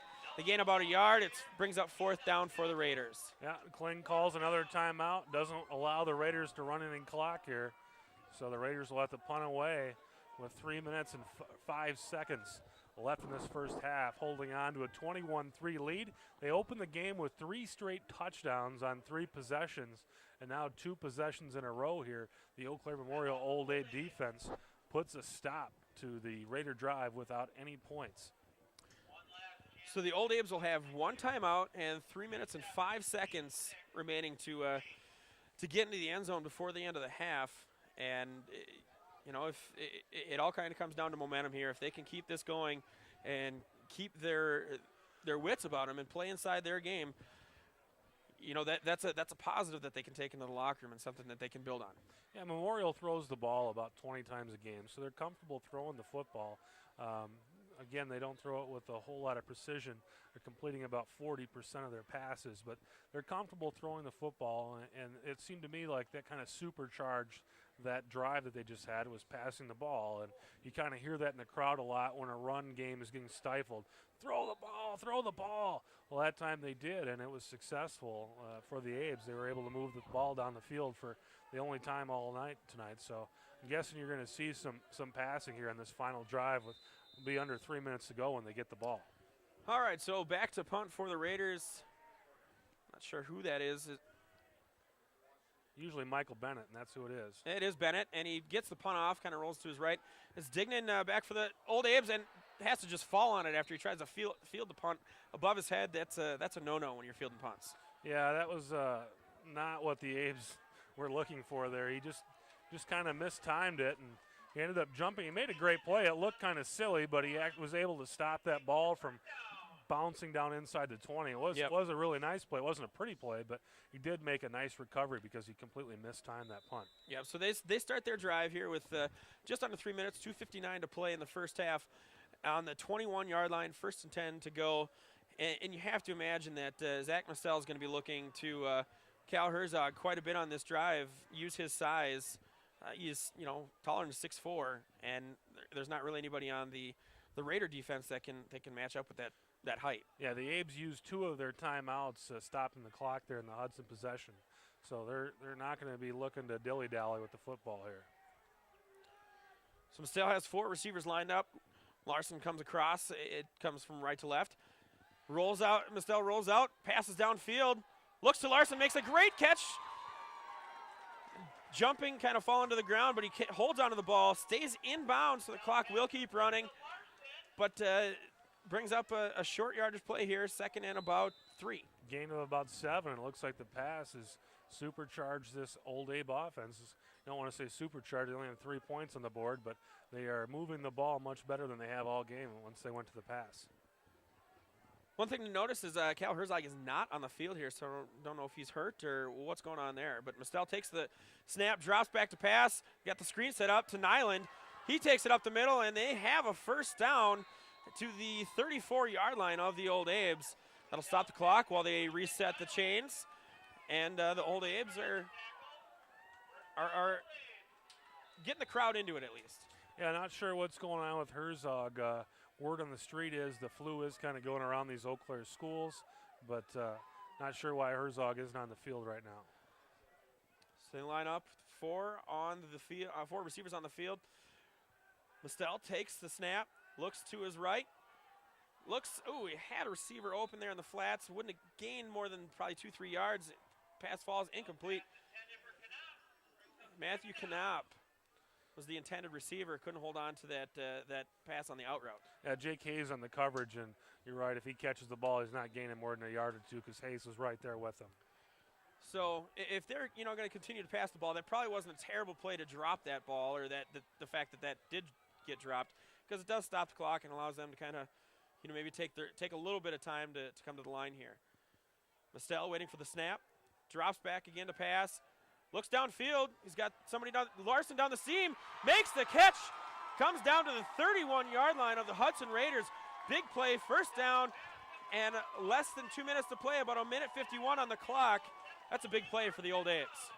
Yeah, a huge play, and it kind of takes them from their side of the field and now puts them in business, just 31 yards away from the end zone with 1:51 on the clock. And Herzog is back on the field here. So he is back. He's lining up wide left. You've got Larson inside in the slot on his side. 2 more receivers on the short side of the field. Mistel back to pass. He's looking over to Herzog's spot, but that pass was nearly picked off. Number 50, Kyle Swanger, had an interception and a potential touchdown in his grasp. Swanger's going to be looking at that one in his dreams tonight, because that was an easy 6 if he comes down with that ball, because there's no one between him and the end zone. And that's as soon as Mistel threw that ball, I said this could be an interception in my mind. But he was on his off foot and just kind of threw it away, and that's usually how you throw an interception. Well, the Old Abes have to be thinking that they have new life here, because that definitely would have been a backbreaker going into the half. So Mistel lines up, same formation as the previous play. Nyland behind him. He drops back to pass, throws it short, gets it complete to number 18, Matt Sanders. and he does get out of bounds down to the 21-yard line. That brings up a third down play. The Raiders kind of had a hard time with the pass at the end of the first half against Menominee. Menominee able to take the ball down the field just like what we're seeing right here. The difference in that Menominee game is the Indians just kind of ran out of clock there at the end of the first half. But this is really reminiscent of that game 2 weeks ago where Menominee was able to march down the field at the end of the half and had an opportunity to put some points on the board before they ran out of clock here. So the Raiders looking to put the kibosh on this march here. But first down and 10 for the Old Abes. Yeah, we needed a measurement to verify it, but the Old Abes do get the first down and are now looking at a 21 yards to the end zone. You have to assume with a minute 25, they're going to keep putting it up in the air and seeing what comes down. Yeah, really the clock's probably not much of a factor at this point. So you've got Herzog and Larson lining up on the short side of the field. Sanders lining up on the opposite side. He coming across in motion. Mostel takes a snap, looks to the right. Head as the pass got there was Knapp and broken up. Jake Hayes once again all over on the flats out there. He's not really allowing much to happen on that right side of the flat. So the Old Abes look to be working the short side of the field here instead of using the open field to their advantage. You think with the height of Herzog and the speed of Larson that they'd be trying to utilize that, and that's where they line up this play. But the last couple times they've gone to the short side of the field. Yeah, sometimes you do that to lull the defense to sleep. Mostel on 2nd and 10 rolls out to his left to avoid the pressure, throws down into the end zone. He's got a man, Larson, but he couldn't hit him in stride. Pass goes incomplete. And Smersna with some really good coverage there too. Smersna stride for stride with him, and he did what the defender didn't do in the last drive and turned and looked before he made that leap to make a nice defensive play. Didn't really get his hands on the ball there, but made sure that the offensive player didn't get his hands on the ball either. Yeah, Mostel didn't really have a whole lot of, being on the run. He didn't have a whole lot of room to throw that ball to Larson, and the coverage by Smersna definitely showed up in that play. So we've got 3rd and 10 on the 21-yard line. Mostel kind of senses a blitz coming on there, make sure everybody knows about it. Takes a snap, looks to his left. He's got Herzog right there and makes the catch, but he's tackled right away. Good coverage on the play. Yeah, that came down to a tackle because if he doesn't make that tackle, Hansen's probably running into the end zone and celebrating right now. Luke Hansen able to just bring him down there in the open field. Wasn't exactly one of those pancake hits where you just drive a guy into the ground, but just wrapped him up and brought him down and able to keep the Abes from making that play into a bigger one. It's 4th down and 7, and now Eau Claire Memorial has another decision to make here. Do you go for the touchdown or do you try to make it 21-6? You can make it two-possession game really either way. Yeah, they can. And with the Old Abes, they did use their final timeout, and now they're really taking their time to make the decision and figure out what they want to do. Yeah, this is about a 34-yarder. You were watching them in practice, Pete, and you said the kicker was making them from about 40 yards out. So just under 40 yards. Yep. They probably have some confidence in their kicker here, and they have a slight wind kind of at their back, but really not much wind at all here tonight. So pretty much a straight-up kick if they decide to kick it. But it looks like they're going to bring the offense onto the field, and they're going to go for it here on 4th and 7 with 51 seconds to play. They only need 7 yards, and then they still can actually get 2 first downs if they get stopped right about the 11-yard line where the marker is right now. Now the clock's probably going to take the 2 first downs out of the equation, but they need to get 1 first down. Mostel back to pass. He's looking for the single coverage. Herzog can't make the play. He had the single coverage there. There is a flag on the play. We'll see what the penalty is. Yeah, it's going to be a hold against Eau Claire Memorial. But Herzog did have his man beat. He had his man beat. He got the single coverage that Eau Claire Memorial was looking for, and the pass just wasn't there. It was a little bit too long. Yeah, Luke Hansen was kind of beat on that play, but Mostel overthrew it, and the Raiders take over on downs here, but just 45 seconds left in the half, and the Raiders up 21-3 I don't expect to see anything too creative here out of the Raider offense. Well, the old Abes are, maybe thinking that Hudson's going to throw deep with the defense they line up, but they do hand off up the middle to Edholm, who gets about 3 yards, gets to about just over the 20-yard line, and that clock is winding. I assume that Hudson's going to take this one down to the half with just a couple of runs. Yeah, you just kind of run it up the middle, and maybe you break one, but if you don't, you just kind of absorb this clock and head into the locker room up 21-3. It's a 3-possession game, just where you want it when you go to halftime. Yeah, it's not something here where you want to, give up a big play, throw an interception or something that's going to, give that momentum back to Eau Claire as Hudson just took it away with a big stop on 4th down. Absolutely. With 9 seconds left in the clock and the clock ticking, we're going to go to halftime with the Hudson Raiders. Oh, clock still running.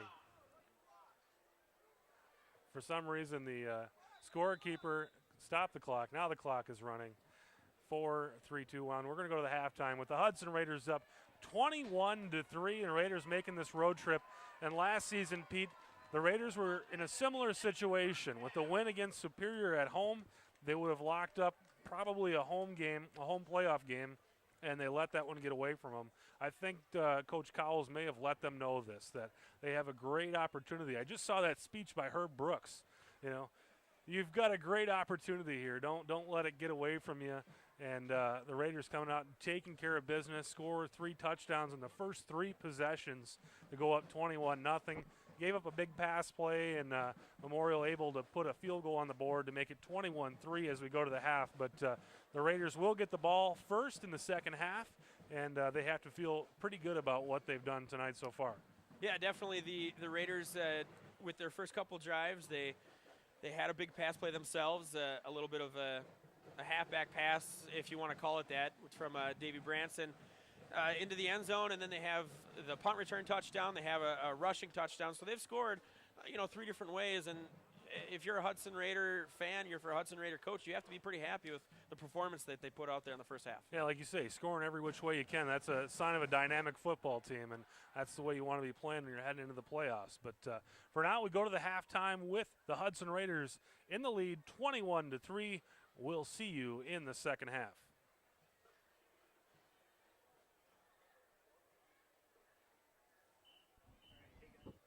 And the second half about to get underway here in Carson Park in Eau Claire. The Hudson Raiders taking on the Eau Claire Memorial Old Abes. And, of course, this telecast on Hudson, North Hudson Community Access Television. Thanks for watching. The Hudson Raiders hold a 21-3 lead as the third quarter about to get underway. The wind has picked up. It will be at Hudson's back, I believe, here. Now they'll be going in. Well, we'll find out here from the officials pretty soon. But the Raiders up 21-3, played really a flawless first quarter. And in the second quarter, Eau Claire Memorial able to kind of get their feet under them and kind of get something going. But Raiders able to keep them out of the end zone, hold the Abes just to 3 points. Looks like we have a penalty to start the half. Was given a unsportsmanlike or a taunting penalty, and Eau Claire Memorial will be kicking off from Hudson's 15-yard line. So that's a 15-yard penalty just to start the half. 45-yard line. I'm sorry, 45-yard line. And that was my confusion as to which way the Raiders would be going. They will have the wind at their back in the third quarter into the wind in the fourth. So Taylor McGinnis to kick off. And this time he gets a good leg underneath it. He kicks it deep, and it's going to go out of the end zone. No return for the Hudson Raiders. Obviously that touchback, much due to the penalty there.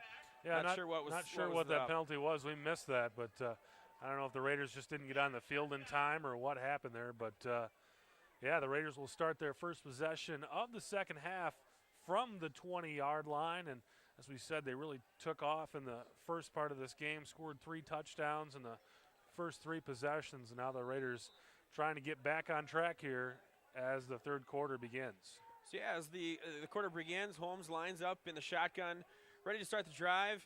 Hilden in motion, keeps the ball and gets taken down from behind by number 43 of the Old Abes. Good tackle there to limit the gain. John Shook on the tackle, and no gain. Yeah, Holmes in the option there. I'm not sure if he even saw Shook coming because just kind of took him down. It was fortunate for the Raiders not to give up any possession on that play because Shook kind of came in from the backside there to make that tackle. Yeah, he broke down the line of scrimmage very well and was able to stalk down Holmes. So on 2nd and 10, Holmes lines up in the shotgun again. Pitch back to Hilden and another great tackle by the Old Abes. Hudson used a little trickeration there and to no avail for the Hudson Raiders. Trickeration, is that like strategery? A lot like strategery, Chris. I really like what they did there, though. The Abes really have been kind of going to the ball, and you put a play like that to kind of get a team that's over pursuing back onto their heels. But Abe stayed at home on the other side, made a nice tackle in the open field on Travis Hilden. Yeah, you got to give credit to Luke Butchler there for coming up from the corner position to make that tackle on the reverse play. So on 3rd and 10, they hand off to Edholm, who gets up the middle, and he's got some running room, gets across the 30-yard line, gets the first down. Another big hole on that left side of that line. Yeah, that's a tough one for the defense to swallow. They look so good on the first 2 downs, and the Raiders come out on 3rd down and long and run a running play and able to pick up about 11 yards on 3rd down and 10, keeping the ball on the ground. Yeah, you mentioned the wind kind of picking up here in the second half, Chris. That has to bode well for the Hudson Raiders, who were more the running team, with Eau Claire Memorial relying more on the pass. Holmes takes a snap, hands it right off to Hilden, who goes around the edge, gets about a 6 to 7 yard gain, gets across the 40-yard line. Good run on the left side, getting around the edge by Hilden. Yeah, after about a quarter or so of the Old Abes kind of bottling up that running game for the Hudson Raiders, now 2 plays in a row, the Raiders get loose and get a nice run. 11 yards from Edholm and now 8 yards off of Hilden. So we've got a 2nd and 2. 10 minutes remaining in the 3rd quarter. Raiders up 21-3. So on 2nd and 2, Holmes lines up in the shotgun. We got Smith coming across in the middle, and then handoff is to Edholm. Goes right up the middle, up the gut, gets across the first down marker and across the 45-yard line to about the 47-yard line.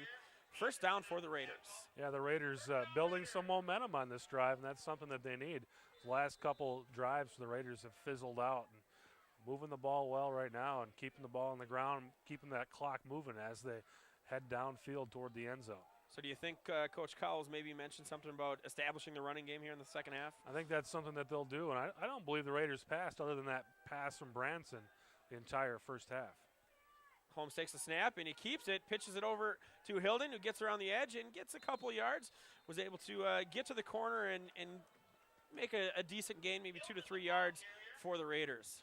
Yeah, Memorial did a nice job of getting to the outside there. And again, I'm pretty sure that this Abe's team got the tape from Memorial and have studied it because they've done a nice job of really sealing off those outside runs of the Hudson Raiders that have been so successful all season long. So it was a 2-yard gain, which brings up 2nd and 8 from the 49 on the Hudson side of the field to start off this play. We got four wide outs on the field. Holmes takes a snap and then keeps it, goes up the middle. He's got a little space, gets it all the way, and it gets across the first down marker. Used the left side of that line again and made a nice move in open space to make sure he got the first down on that play. Yeah, that's the first time we've seen a big yardage gain there by Holmes on that play since the first quarter. Abe's did a nice job of stopping that play in the second quarter. And now seems like Hudson's reasserting themselves both in the running game and up front there on the offensive side of the ball. So that gives the Raiders a new set of downs. And on 1st and 10, Holmes is ready to take the snap in the shotgun. Runner in motion, and the handoff goes to Edholm up the middle, and he is stuffed right away. Good play to come up and stop the run by number 31, Bobby Nyland, working both sides of the field there. Yeah, Nyland just stood Edholm right up, and Nyland's another one of those big guys, really built a lot like Andy Edholm, just kind of met him in the hole and stood him up, grabbed a hold of his legs, and took him right down. Nice tackle there by Bobby Nyland. So that brings up 2nd and 10 after a play of no gain for the Raiders. Holmes looking downfield on the Old Abe side of the field. He's got Smith in motion, keeps the ball, pitches it out to Smith, who's got some open field. He works it outside, and here he goes. Gets down to the 30, the 25, the 20, and he's taken out of bounds by the Old Abe's number 5, Mark Munger with the tackle, but that is a very good run to the outside and a good first down for the Hudson Raiders. Yeah, that's one thing that the Raiders really missed while Tyler Smith was out with an injury is breakaway speed and ability to get to the second and third level. And looked like Smith was going to kind of run into the pack, and he dashed it back outside and able to pick up another 15 yards just by making that one move. Yeah, one good bump, and he was on the outside and kind of just running for his life. Holmes with the snap. He hands off to number 28 again, who bumps it outside. And it gets it inside the 10-yard line, close to another first down. And that was Smith again. Yeah, Tyler Smith, nice to see him get going, and that's something that you want to do is kind of get him in the rhythm, give him some more carries, get him moving. And that's a guy that's really came into this season expecting to have a really, really big season. And unfortunately, that injury kind of kept him from having the breakout season that he wants to have. But in my opinion, really one of the most talented weapons this Hudson Raider offense has. So it's second and short, just inside the 10-yard line for the Hudson Raiders. Holmes comes out about 10 yards shy of the goal line, takes the snap and keeps it himself, gets upfield, gets to about the 5-yard line before he is met and taken down by number 19, Knapp. Yeah, textbook tackle here by Knapp, but you kind of cringe if you're on the Hudson sideline because Knapp just took it low, and that's a dangerous position to be in as a ball carrier is when that tackler goes low like that. You really have to protect yourself. Yeah, it's kind of a scary thing when you see somebody coming at your knees, and that's the first thing that's going backwards after you're running. So first down and goal from the 5 for the Raiders. Holmes takes the handoff, keeps it himself, and gets in the end zone. He's met about the 1, but he forced his way into the end zone. That is a Raider touchdown. Yeah, Holmes has so much control over his body there. He kind of spun out of that tackle and kind of backed into the end zone, and that's just from experience and carrying the ball plenty of times and knowing what to do with yourself and knowing how to get out of those tackles because he just kind of squirmed in there. Really, that was an opportunity for the Old Abes to keep him out of the end zone, but great play by Holmes to get in there. And Holmes, big game last week, 117 yards, 2 touchdowns, and saw more of it right there on that play. Just a beautiful play and a nice drive there. Holmes took the ball. I'll bet he had 30 yards on that drive alone. Edholm really keyed it off, and it's one of those things that those two guys work so well together. The defense expects Andy Edholm to take the ball, and Holmes works off of that, and then after Holmes takes it a few times, the defense starts to key on him and opens up some holes for Edholm. Yeah, they're kind of a thunder and lightning between the two of them.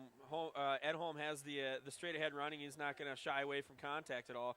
Holmes has a little bit of a juke in his step, and he can make some guys miss. And like you said, he's got the body control as well to make sure that if he does get hit, he's going to make sure he works whatever he has to get that extra yardage. Raiders up 28-3 with 7:06 left in the third quarter here at Carson Park. Raiders taking on Eau Claire Memorial. Dennison with the kick and boots it right down the middle of the field. That's Clint Larson, taking the kick, and he finds a hole. He's got one man to beat. He gets to the outside. He could go. He's in a foot race now here with number 24. Gets it all the way down to the 37-yard line of the Hudson Raiders. Great return and really gets the crowd into it here in the third quarter for the Old Apes. Yeah, this crowd is really looking for something to cheer for. They've been on their feet every time Memorial does something good, and that was a really nice return by Larson.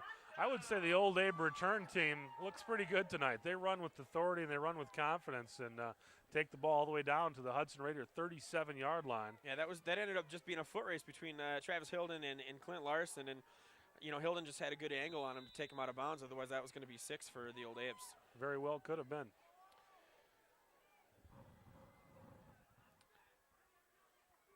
So Mastell takes a snap. He pitches it out to Larson, who ducks it back in, but still gets hit behind the line. Good swarming defense there by the Hudson Raiders to make sure that play goes for no gain. Right there on the coverage. Sam Stevens and company there putting the stop to that run.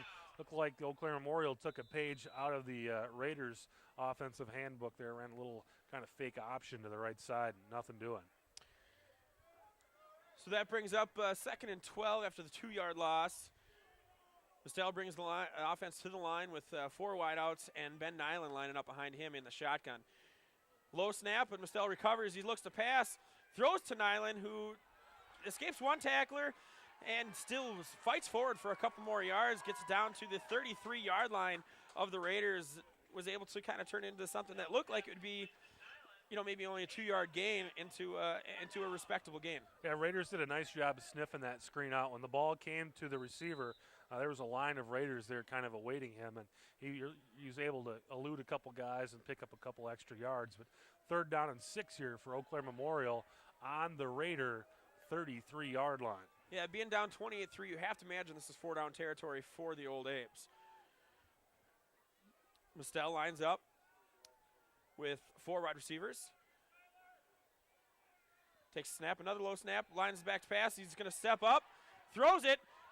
Had Larson wide open in the middle of the field, and he just dropped it. He let the ball get to his pads, and as a former wide receiver in high school, you can't do that. Yeah, former receiver or not, that was unfortunate because, well, fortunate for the Raiders, unfortunate for the Old Apes in that Larson was wide open and just flat out missed the catch there. Yeah, you have to think that, if he makes that catch, he's got a clear path up the middle to the end zone, and that's just another one of those plays that could end up shooting Old Apes in the foot if they're going to make a comeback here.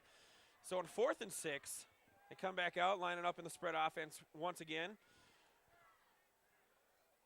Mistel takes the snap. He looks right immediately, looks to Nyland in the middle, and what a big hit by number 50. That was a huge hit, open field tackle. Kyle Swanger just did everything that a linebacker coach asks of him. Yeah, he just flattened the receiver there by Eau Claire Memorial. And on 4th down, out there by himself, if he doesn't make that tackle, it's probably a 1st down for the Old Apes, but absolutely flattens the receiver, and the Raider offense takes over on downs on the 34-yard line. A 1st down and more probably for Old Apes, but Swanger comes up with the big play, sniffed that one out. He saw Nyland sneaking out of the backfield and came up. So we've got the Raiders on offense now. Holmes in the backfield, hands off to Edholm, and he's met by about a dozen or so Hudson Memorial defenders. I hope there wasn't a dozen of them. It wasn't a dozen. I might embellish for effect, but he was met by a wall of purple. If there was a dozen there should be a flag on the field. I don't care what anybody says. Yeah, that would be breaking the rules. So short loss on the play. Holmes lines back up in the shotgun. Brings Davey Branson in motion, and he gets the pitch, and he fumbles the ball after getting the pitch. Eau Claire Memorial recovers. Clint Larson gets on it, and Old Apes take over on the Hudson side of the field.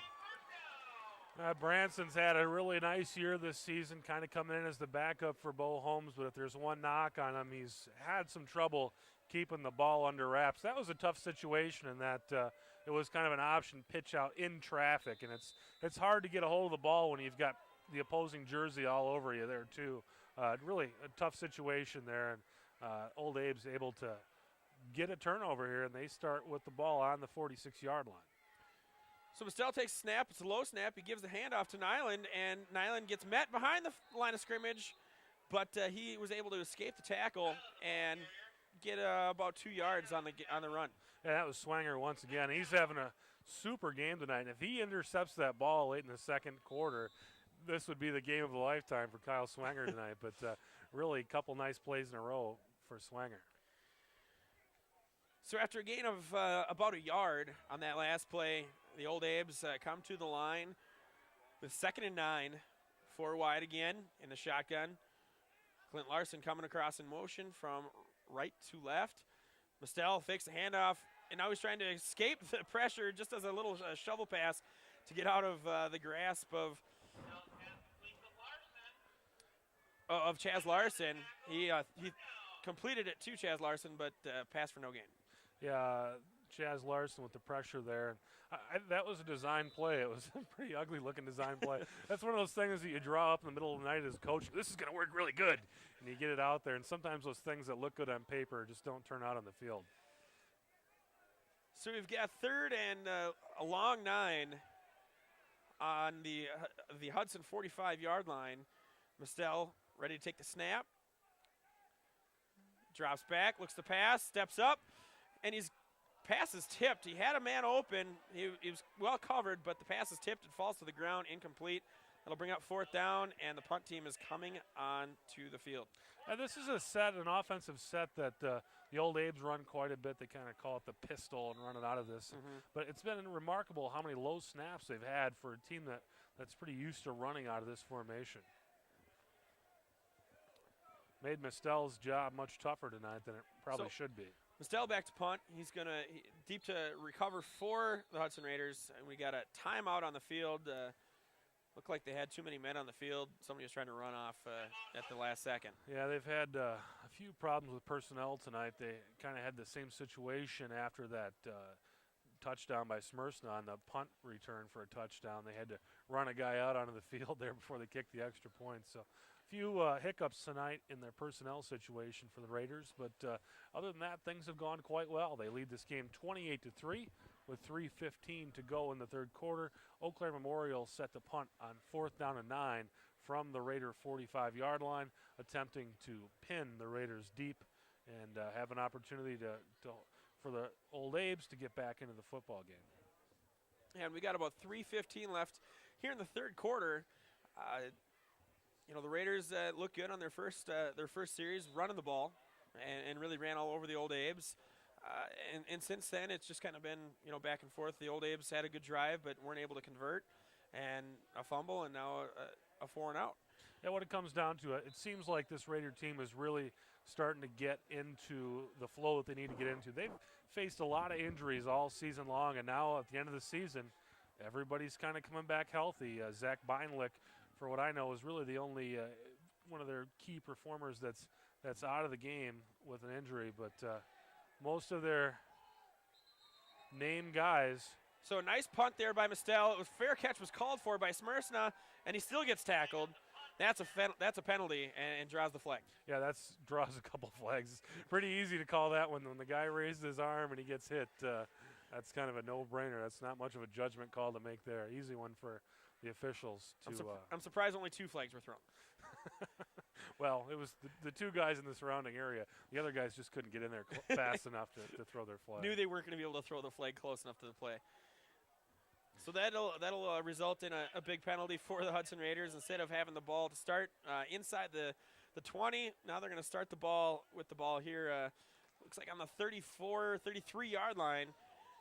And that really helps. Instead of being pinned deep inside your own territory, you get a little bit of breathing room there, and you've got a shorter field to work with. Yeah, and the punt now only nets 11 yards, so pretty disappointing for the Old Abes. So Bo Holmes is ready to take the snap. Keeps the ball, gets behind Edholm after the fake handoff to Edholm, goes in right behind Edholm and gains looks like about 4 yards. The mailbox always fills up before the Raiders play the Eau Claire Memorial Old Abes, and people want to know what exactly is an Old Abe. Well, the legend is that it's an eagle, and this eagle was owned or found by a farmer in Chippewa Falls. We'll get back to that story in just a second here. Here's Holmes ready to take the snap. He's got Branson in motion. Keeps the ball again, goes straight up the middle. Works hard for another 4 yards. It's going to bring up about 3rd and 2. As the 8th Regiment of the Wisconsin Army at the time was about to head down to war in the Civil War, this farmer gave the eagle to one of the soldiers. And this eagle was given the name Old Abe by the soldiers. And this eagle rode along for all the battles of the 8th Regiment of the Wisconsin, I believe it was infantry. And as the Raiders were lining up there, some flags were thrown. A defensive lineman for the Old Abes jumps offside, and that'll be a penalty and give the Raiders a first down. And that's the second time tonight that the Old Abes have just handed over a first down to the Raiders by going off sides. Yeah, the penalty there, both times that's happened, it was on Alistair Keys. He's a sophomore, and maybe the youth just coming into effect there. So on first down on the 45-yard line, Holmes takes it, keeps the pitch, and gives it off to Hilden, who really shows off the speed there. Gets to the corner, gets all the way down to, after an 11, 12-yard gain, gets down to the 46 of the Old Abe's. Sorry, 47 yards is where they marked the ball. Yeah, nice run by Travis Hilden, showing off his speed, getting around that end on the option and picking up first down, about gain of 12, 13, 14 yards there by Hilden. And now the Raiders working on the Old Abe's side of the field. So now they got a 1st and 10 on the 47. Holmes lines up with Edholm on his right. Man in motion is Smith. He is to Edholm, who goes up the middle, is yet to be touched. Gets inside the 30, almost all the way down to the 25-yard line. The 26 is where they mark it.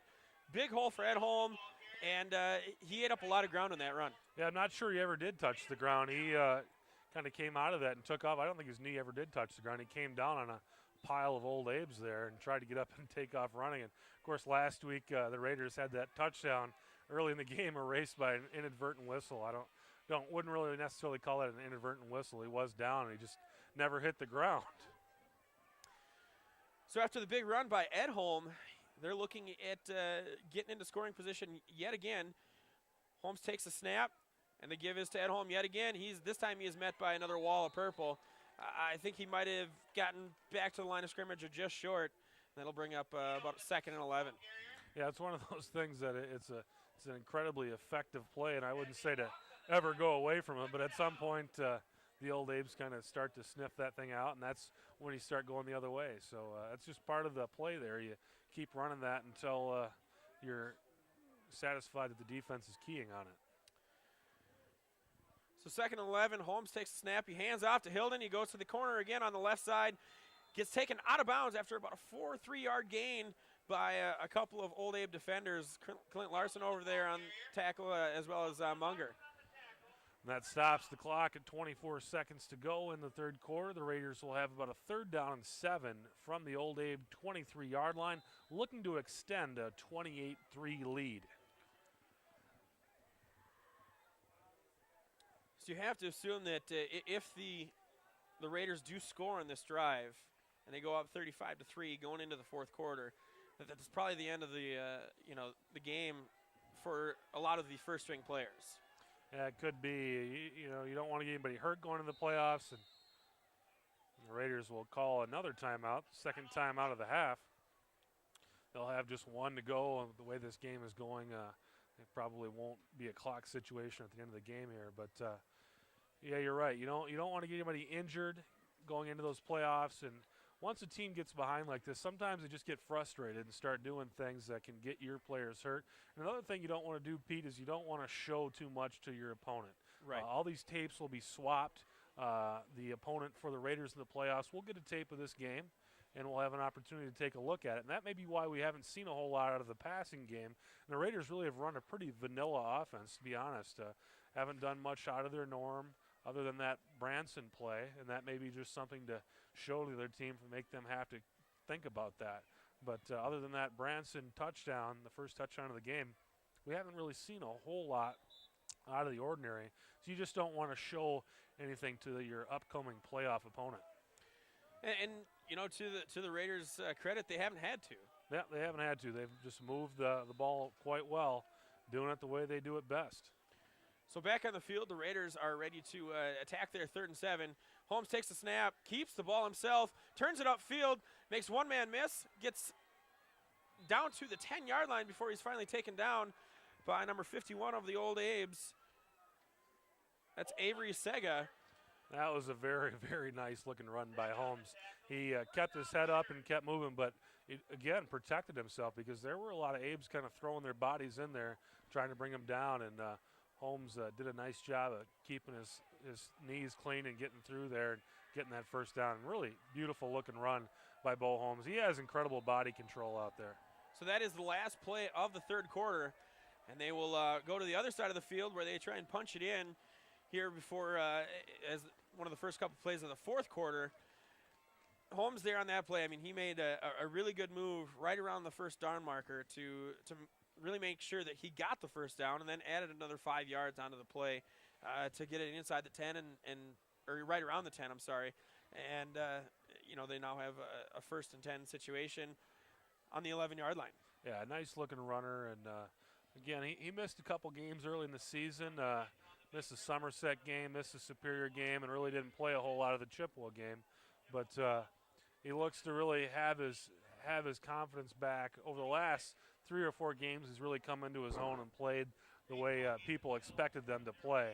And this Raider football team is really peaking at the right time, in my opinion. They seem to have most of their players back from injury, and the defense is running on all cylinders. The offense has really picked it up, and things are looking good as they head into the playoffs again this coming Tuesday.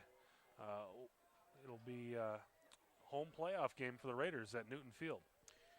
And one thing that you said that they have battled earlier in the season is they've been pretty clean as far as penalties go as well. Yeah, over the last 3 or 4 games, they've been really doing a nice job limiting those penalties. Holmes takes a snap, and he keeps the ball, pitches it over to Smith, makes one man miss. Now he's going to the corner, and that's going to be a touchdown for Mr. Smith. 26 gets into the end zone, and Hudson Raiders go up 34-3 on the first play in the fourth quarter. Yeah, and again, can't say that enough either. It's nice to have Tyler Smith back in the lineup and back running with confidence and making cuts as this team gets into their playoffs. That play, I mean, he made one guy miss, and there were still Old Abe defenders around there, but he just he made that one cut and saw the open field to the end zone, and he wasn't going to be denied. He ran straight to it. He didn't get touched on the play. Dennison pops it through to make it a 35-3 game. We've got 11:54, excuse me, here in the fourth quarter, and you know, at this point, the Old Abes are just going out and really playing for pride. Yep, you've got a football team that over the last couple of years haven't won any football games. This year they go out, put together a 3-game winning streak, had an opportunity to go to the playoffs. They had 3 shots at a win to get themselves in the playoffs. Didn't make it happen, but this last quarter for these seniors is going to be the last quarter of high school football they play.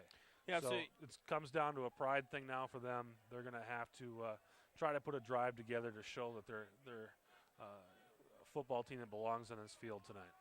So, you know, as of some notable seniors to look for playing their final game for the Old Abes, quarterback Zach Mistel, wide receiver, you've got Cal Herzog, a couple other players. Dennison's kick is taken at the 20 by 23, gets all the way up to the 30 before he's met by a couple of Hudson Raider tacklers, taken down at the 31, and that's where the Old Abes will start their first possession of the fourth quarter. Yeah, you know, stranger things have happened, but we're going to assume that the Raiders are going to win this game. And one of the things that we've talked about all night is getting ready for the playoffs. And that, of course, is important, and that's what needs to be on the mind of these players right now. But a huge thing about to happen for these Raiders, they've never won the Big Rivers Conference. And with the victory here tonight, they will win at least a share of the conference. Menominee playing Chippewa Falls tonight at Menominee. If Menominee can win, they'll get a piece of the pie as well. So Mistel takes a snap, and he fakes the hands-off, goes right up the middle, gets down to the 36-yard line, and before he was taken down, 37, and that brings up a second down and about 4. One thing the Raiders have on their side is they have beaten all the Goliaths of this conference. They beat Menominee and beat Chippewa Falls. So they have all the tiebreakers. So I would consider the Hudson Raiders the 2009 Big Rivers Conference football champions. So 2nd and 4, and Mistel lines up the offense, 2 receivers to right and to the left. Takes a snap, dropping back to pass. He's looking downfield. He's got a man down there who makes a good adjustment on the play. That's Mr. Herzog. Ball was kind of thrown up there, floated a little bit, and Herzog made a good adjustment on it, gets it down there to the 33 of the Hudson Raiders, and a first down for the Old Abes. Yeah, there's a couple nice quarterback prospects here in Eau Claire. Brett Bodenberg, the Hudson Raiders saw last week. Bodenberg didn't have much success against them. And Zach Mistel here, and we're hearing kind of some talk about Bodenberg going to a D3, possibly a D2 program. But Zach Mistel's getting a few looks too, and a lot of people think maybe he's a better quarterback prospect, and that he just has a little bit better college body, a little bit bigger kid. Yeah, I've seen both teams. I think, you know, Bodenberg would probably benefit from playing behind this line. Mistel drops back to pass, another good pass to Larson that's complete.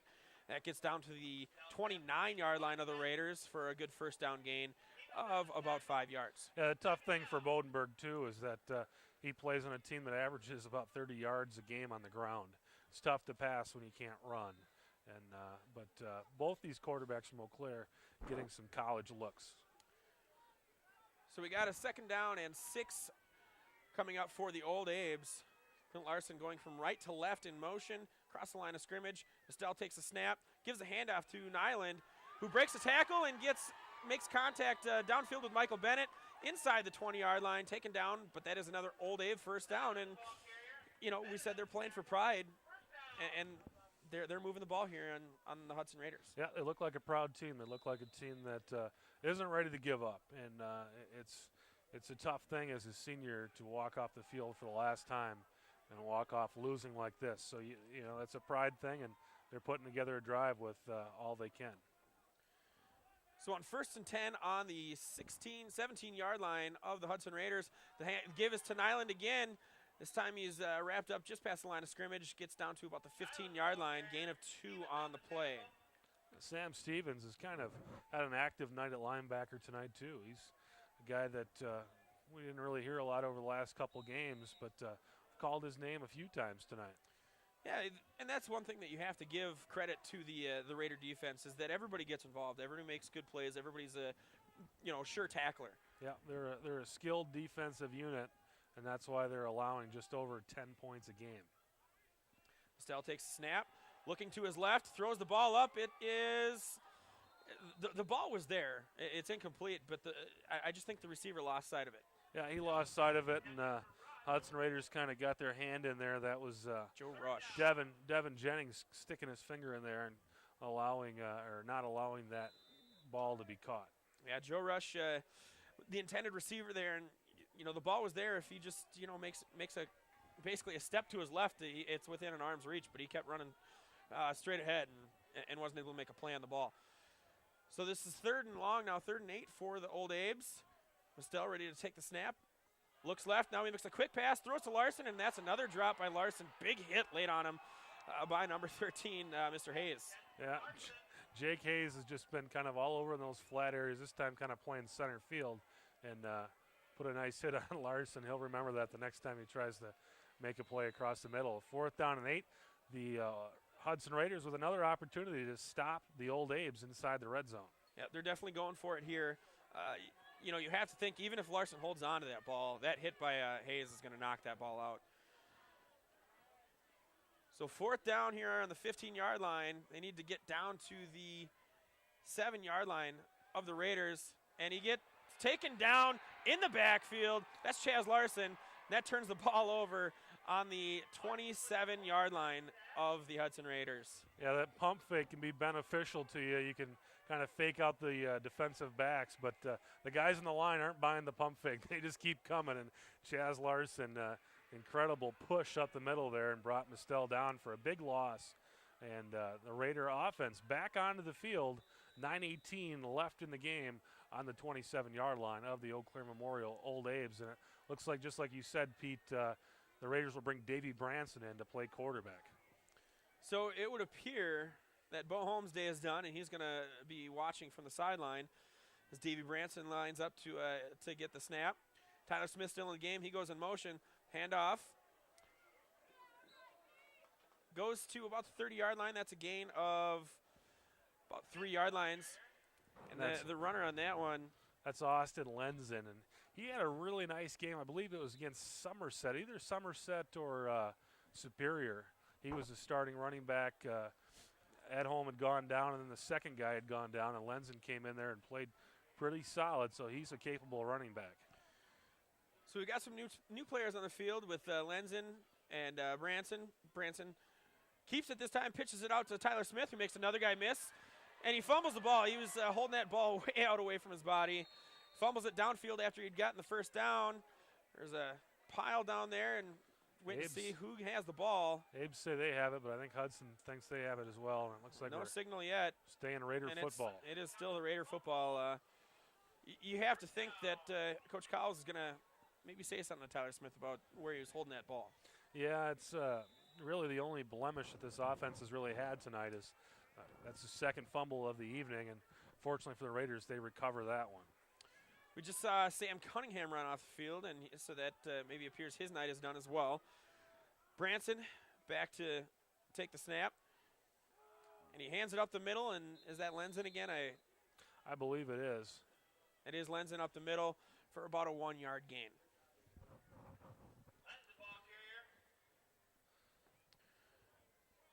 So calling these games for the first time all year, having to learn the players on the fly, and then they're throwing new guys out there for me. I'm having to learn them a second time. Well, you're doing a great job for a guy out here on his first night, and you had an opportunity last week to kind of come out and see the team, and then tonight, first time in the booth, and you've done a super job, Pete. Well, thank you for that, Chris. It's my pleasure to be here calling a Hudson Raider game. Branson takes the snap and then keeps the handoff, works it around the right edge, gets up to about the 49-yard line.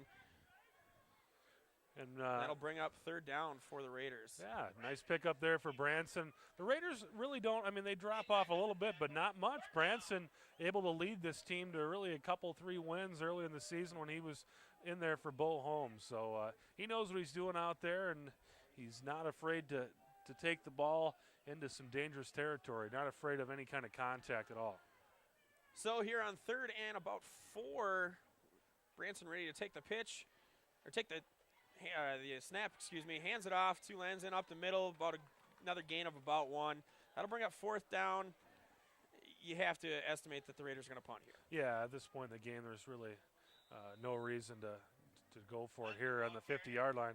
Go ahead and punt it and make Eau Claire Memorial. If they're going to score, they're going to have to go the length of the field.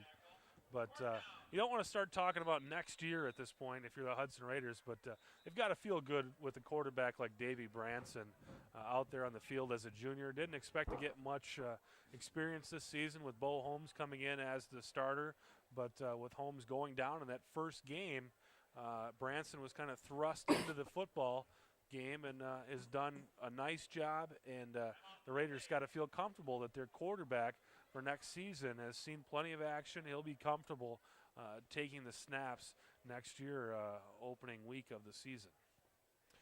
Definitely, and you also have other playmakers like Smersna coming back. He's only a sophomore.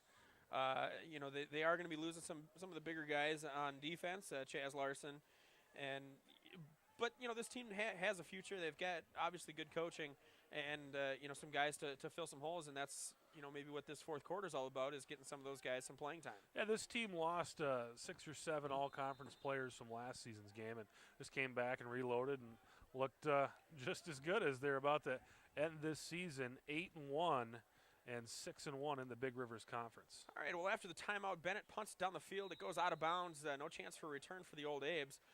Ball will be marked at the 36-yard line, and that's where the Old Abes will start their possession and start first down. Yeah, a pretty good spot for the Old Abes to start a drive, and they, I'm sure, would like to get themselves into the end zone here. So, but as a Raider defensive core, you're going to start seeing some of the second-teamers getting into the game here. And last week, looks like actually most of the starters are still out there right now. Last week, the second-teamers gave up a touchdown to Eau Claire North, and I'm sure the first-teamers let them know about it all week long. So they're going to try to buckle this game down and try to hold the Abes to just 3 points tonight. All right, well, Mistel will lead the Old Abe offense here from the 36-yard line. Takes a snap, drops back to pass, looks quick for open man, finds him. Looks like that is Knapp, and that's down to maybe just short of the first down. Kind of depends on the spot. Maybe it looks like they gave it to him. Yeah, give him a really nice spot. And that's a first down for the Old Abes on that first down play, and getting 10 yards pretty much on the nose. Yeah, and they're moving the ball too. They're not slowing down and huddling very, very long. They're back up to the line of scrimmage and ready to go here. So you get the chains marked, and the snap goes right away, and they hand it off here, and there it goes to Nyland. They try that same play that Nyland had the big run on last drive, and he gets about 2 to 3 yards before the Hudson Raider defense comes up and makes a stop. Yeah, you talked earlier that the Abes tackled with about a dozen guys. Well, there's a lot of times in the field it looks like the Raiders have 12 or 13 guys out there. They close so well, and they go to the ball, and when they get there, they finish off plays, and that's the sign of a good defense, and that's why they have the best defense in the Big Rivers Conference. I'm sure, too, the opposition, and sometimes it feels like there's 12 guys on the field as well. Mistel takes the snap, looks downfield. He's got a good ball. He's got a man downfield. The pass is well defended by Michael Bennett and number 21, Luke Hansen. The pass was intended for Herzog, and it was just broken up at the highest point. Both good play by both Bennett and Hansen to make sure that Herzog didn't come down with that one. Yeah, it was a really nice throw by Mistel. He put it right where it needed to be, but unfortunately for him, there were 2 white jerseys and just 1 purple jersey there to jump up for that ball. And, the fact that it looked like Bennett actually out-jumped Herzog, the 6'4" kid. So that's got to be a pretty good feeling. A bad snap, he's kind of just throwing that up in the air, and Nyland almost came down with it on the screen pass attempt. Bad snap on that one really made that play go nowhere fast. Yeah, the bad snap, and it really was a pretty ill-advised throw as well. I wouldn't recommend throwing the ball over the middle like that. Yeah, that might be something where the coach pulls him aside, and even though this is his last game, you just say, from now on, roll out and throw that one out of bounds. Yeah, that was not a wise decision there, and lucky it didn't end up intercepted for the Abes. So Mistel will step back a little bit further than normal and get ready to punt. Back to receive are Michael Bennett and Smersna. Snap is good. Rush is light. Punt is away. Bennett takes the kick and gets a nice hit laid on him as he returns the ball about 6 yards or so to the 26, 27-yard line of the Hudson Raiders. And really good play there that was Ben Gillingham to put a hit on Michael Bennett and kind of stopped him in his tracks.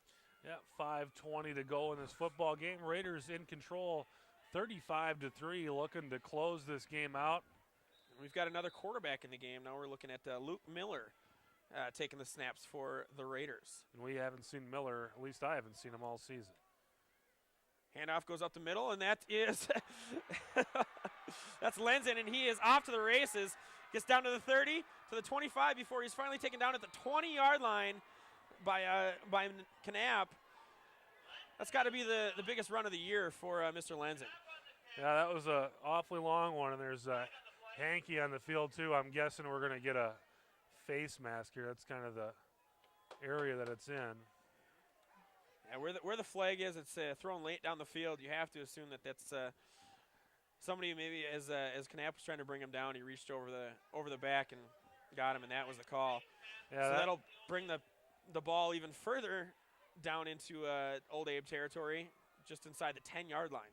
That just happens as a guy's trying to chase somebody down and grab him from behind. A lot of times you just hook around and you grab that face mask, and it makes for an easy call by the official. Yeah, as you're running them down, you're not really worried about what you're grabbing onto, just the fact that you're grabbing onto something. Yeah, he saved the touchdown, and I mean, for them, you don't want a penalty, but he did stop the Raiders from getting into the end zone again. So Miller ready to take the snap after the long run by Lenzen, who's still in the game. Makes the handoff, and that's number 25, Walker McSwain, who gets around the corner a little bit and gets down to, looks like they're going to spot it at about the 4-yard line. Well, it looks like the Luke Miller, Walker McSwain, Tyler Lenzen, or Andrew Lenzen era, Austin Lenzen era there you go. is off to a pretty good start here for the Raiders, moving the ball right along here. Well, I think if we're going by yards per play, Luke Miller has got a good future ahead of him. So down on the 4-yard line, 2nd and goal for the Raiders. Handoff goes to Lenzen from Miller, gets down to about the 2-yard line. And that'll bring up 3rd and goal for the Raiders. The Raiders, if they put the ball in the end zone, this game will end in a hurry because we'll have a running clock at that point. So not only is it a matter of pride for the Old Abes, but again, they probably just want to extend this game and try to get into the end zone before the game is over. So down on the 2-yard line, 3rd and goal for the Raiders. Again, Luke Miller in the game for the Raiders. Takes a snap, and he keeps it himself. Gets stopped behind the line, and he's going to lose some yards here. He really had no chance there. That's just Old Abe defense trying to show up strong. Yep, the Abe's able to put a stop to that play. They just kind of ran over the offensive line and not able to get Miller even started on that play. So it's a 4th down and 6 for the Abes here on the 6-yard line, and they're going to go for it, not to be poor sportsmen, but you just don't kick the field goal in this situation. You just go for it, and you get it, you get it. If you don't, you don't. You have to be expecting maybe the first pass of the season for Luke Miller. And they do hand it off. It is to Lenz, and he gets down to about the 5 before getting stopped. And they will turn over the ball on downs, but the thing is they took time off the clock. Yeah, in this situation of the game, I don't think you throw it. You just run it, and if you don't get it, you don't get it. But if you throw it, one, it's going to look bad if you score, and it's going to look even worse if it's an interception and goes back the other way. So you just kind of do what they did. The game is really over at this point, so there's no point in pouring salt in the wounds. So the Old Abes will take over at their own 5-yard line, which could likely be the last drive for the Old Abes this season. And we talked about it earlier. This is just something that they have to do for pride. Yeah, they haven't pulled any of their players out. They're letting these guys play as much as they can. This is it for most of their high school careers. So Mistel takes a snap. He's standing in his own end zone, throws it to Clint Larson. He's complete on the left-hand side, gets out to about the 11-yard line before he's taken down by a group of swarming Raiders, and that'll bring up a 2nd down and about 4. And the Raiders' wholesale changes on defense, too. There's a lot of guys in the game now that haven't seen a lot of action this season. They were able to get into the game last week and now once again into the game this week. And, again, they need to kind of take care of this lead for their first teamers. And again, probably another pride thing for them and thing for them to get ready for a lot of these guys are juniors and sophomores, and they need to get ready for their year next year as starters. Low snap to Mistel. He does get the handoff away to didn't see if that was Nyland or not. But he gets down to about the 10-yard line. He's about a yard. He might be right on the first down marker. That was Kelly O'Leary, and kind of kept running. He had some Abes hanging on him, kept running, but still shy of that first down.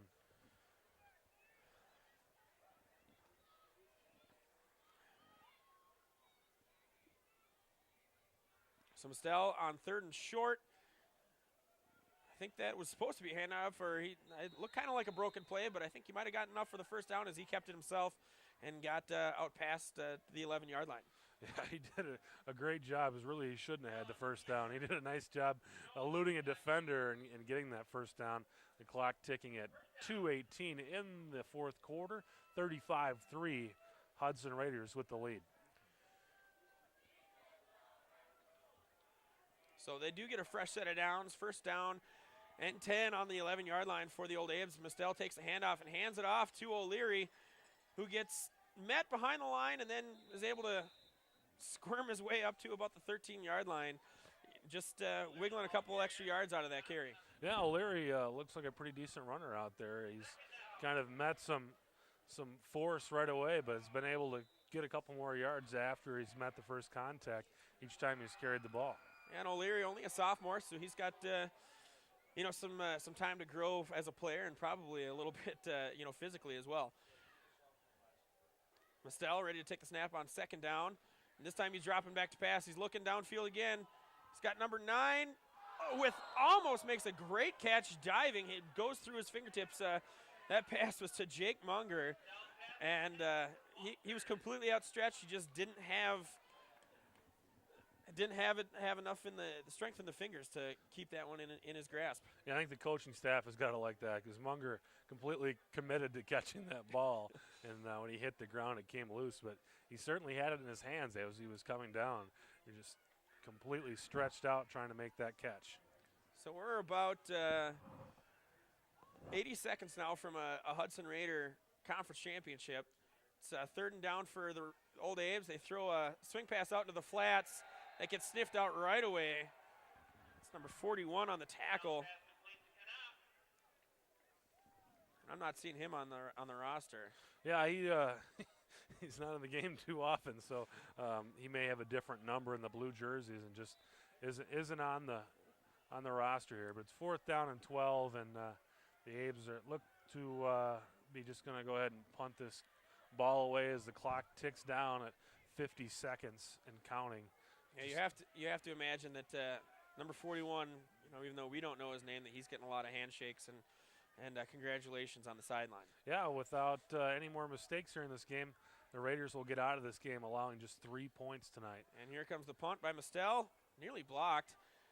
Fair catch called for by Smersina, and he's going to keep the ball right there at the 47-yard line of the Old Abes, and you have to imagine victory formation is coming out. Yeah, you're going to see that victory formation. 28 seconds left to go. The crowd that drove over here from Hudson, and I'm sure took the ride on the old victory wagon, the big fan bus, is letting their guys know they appreciate this win. 35-3, the Hudson Raiders just about to become 2009 Big Rivers Conference champions, and it'll be the first Hudson Big Rivers Conference championship for the football program. And the next step is the playoffs, and in this Raider football team has only won one playoff game in their history. This will be their third straight trip to the playoffs, and this season they're actually going to get a seed, especially with this win. They're either going to be a 2 or a 3 seed, and I've taken a look at some of these football teams throughout the state, and in my opinion, I believe the Raiders, Coach Cowles just got the Gatorade bath. But I believe these Raiders are probably going to be set up playing Wausau West. By the time this game airs, we will know the seedings come out, the pairings come out Friday, but we air on a Saturday, and I'm going to make a prediction it's going to be Wausau West. And again, that game will be at Newton Field in Hudson. So if you haven't been out to a game yet, if you saw this game, I think you're going to have to be impressed by this football team. And they'll have an opportunity to play a team that I don't want to say is lesser than them, but the Raiders will come in 8-1. And if it is indeed Wausau West, 5-4 this year, they were able to pick up a win tonight. And we've got a couple fans rushing the field, congratulating the team here in Carson Park. Yeah, the student section kind of bails the fence. And I'm sure the folks in the Eau Claire grounds crew aren't real thrilled about that, but this is a big deal for this Hudson Raider program. This conference has been dominated over the last 20 years by the Menominee Indians and over the last couple of years by the Chippewa Falls Cardinals. And these Raiders knocked both those teams out this year en route to this conference championship. We don't know what's going on in Menominee right now. I did hear in the second quarter Chippewa Falls was leading that game, but Chippewa comes into the game with some injuries. Their quarterback, Sean Peterson, out for the season and also battling the flu. So I'm not sure what's going on with Chippewa Falls, but the Raiders, again, at least a share of the conference title, and it's the first time in Hudson Raider history that they've done that. So a huge, huge thing for this Raider program and for the Raider High School, Hudson High School altogether. But again, join us Tuesday night at Newton Field. The Hudson Raiders hosting a playoff game. It's going to be raucous there. We don't know who we're going to play. I'm guessing it's going to be Wausau West, and we don't know. But if it is Wausau West, here's a little background on them. They run a really balanced attack. They have a quarterback that averages about 120 yards a game passing. They did lose to Menominee earlier this year, 27-21. That was in Wausau West, in Wausau. They also lost to Wisconsin Rapids, and that's another team that these Raiders have seen this season. The Raiders beat Rapids 21-13 in their opener. Wausau West lost to Rapids 45-28 earlier this season. So I don't want to put any pressure on anybody, any undue pressure, but it's a winnable football game, and it's a game that I think these guys are going to be looking forward to. Not sure if that's who it's going to be. That's just my projection. We'll find out again on Friday. But the main thing to think about is it's a huge thing for this team to hang their head on, to win the conference. Never done it before, and again, this conference has really been turned on its head this season. So many weird things happening with Menominee and the dominance of them and the dominance of Chippewa Falls, and both of those teams going down to these Hudson Raiders. The Raiders lost to Superior earlier this season, and Superior needed to win against Eau Claire North tonight to get into the playoffs. Chippewa Falls hadn't lost a game in 18 conference games before they lost to the Raiders. They needed to win tonight against Menominee to get into the playoffs. So certainly a funny conference shakeup. Last season there were 5 teams from the Big Rivers that made it into the playoffs. And this season you could be as few as 2, all depending on the outcomes of these other games tonight. But congratulations to the Hudson Raiders, to their team, to their coaches, fans, and everybody else who supports them, parents, you name it. You guys are Big Rivers Conference champs. Nobody's going to take that away. It's 2009. They're going to be able to hang the banner, and big deal. So for Pete Anderson and Paul Winkles, who couldn't make it tonight, thanks for watching Hudson Raider football. We'll see you Tuesday night at Newton Field. Hudson Raider football is brought to you by Lancer Auto Care in St. Paul and by the Hudson Benchwarmers Club. Thanks to our sponsors for their support.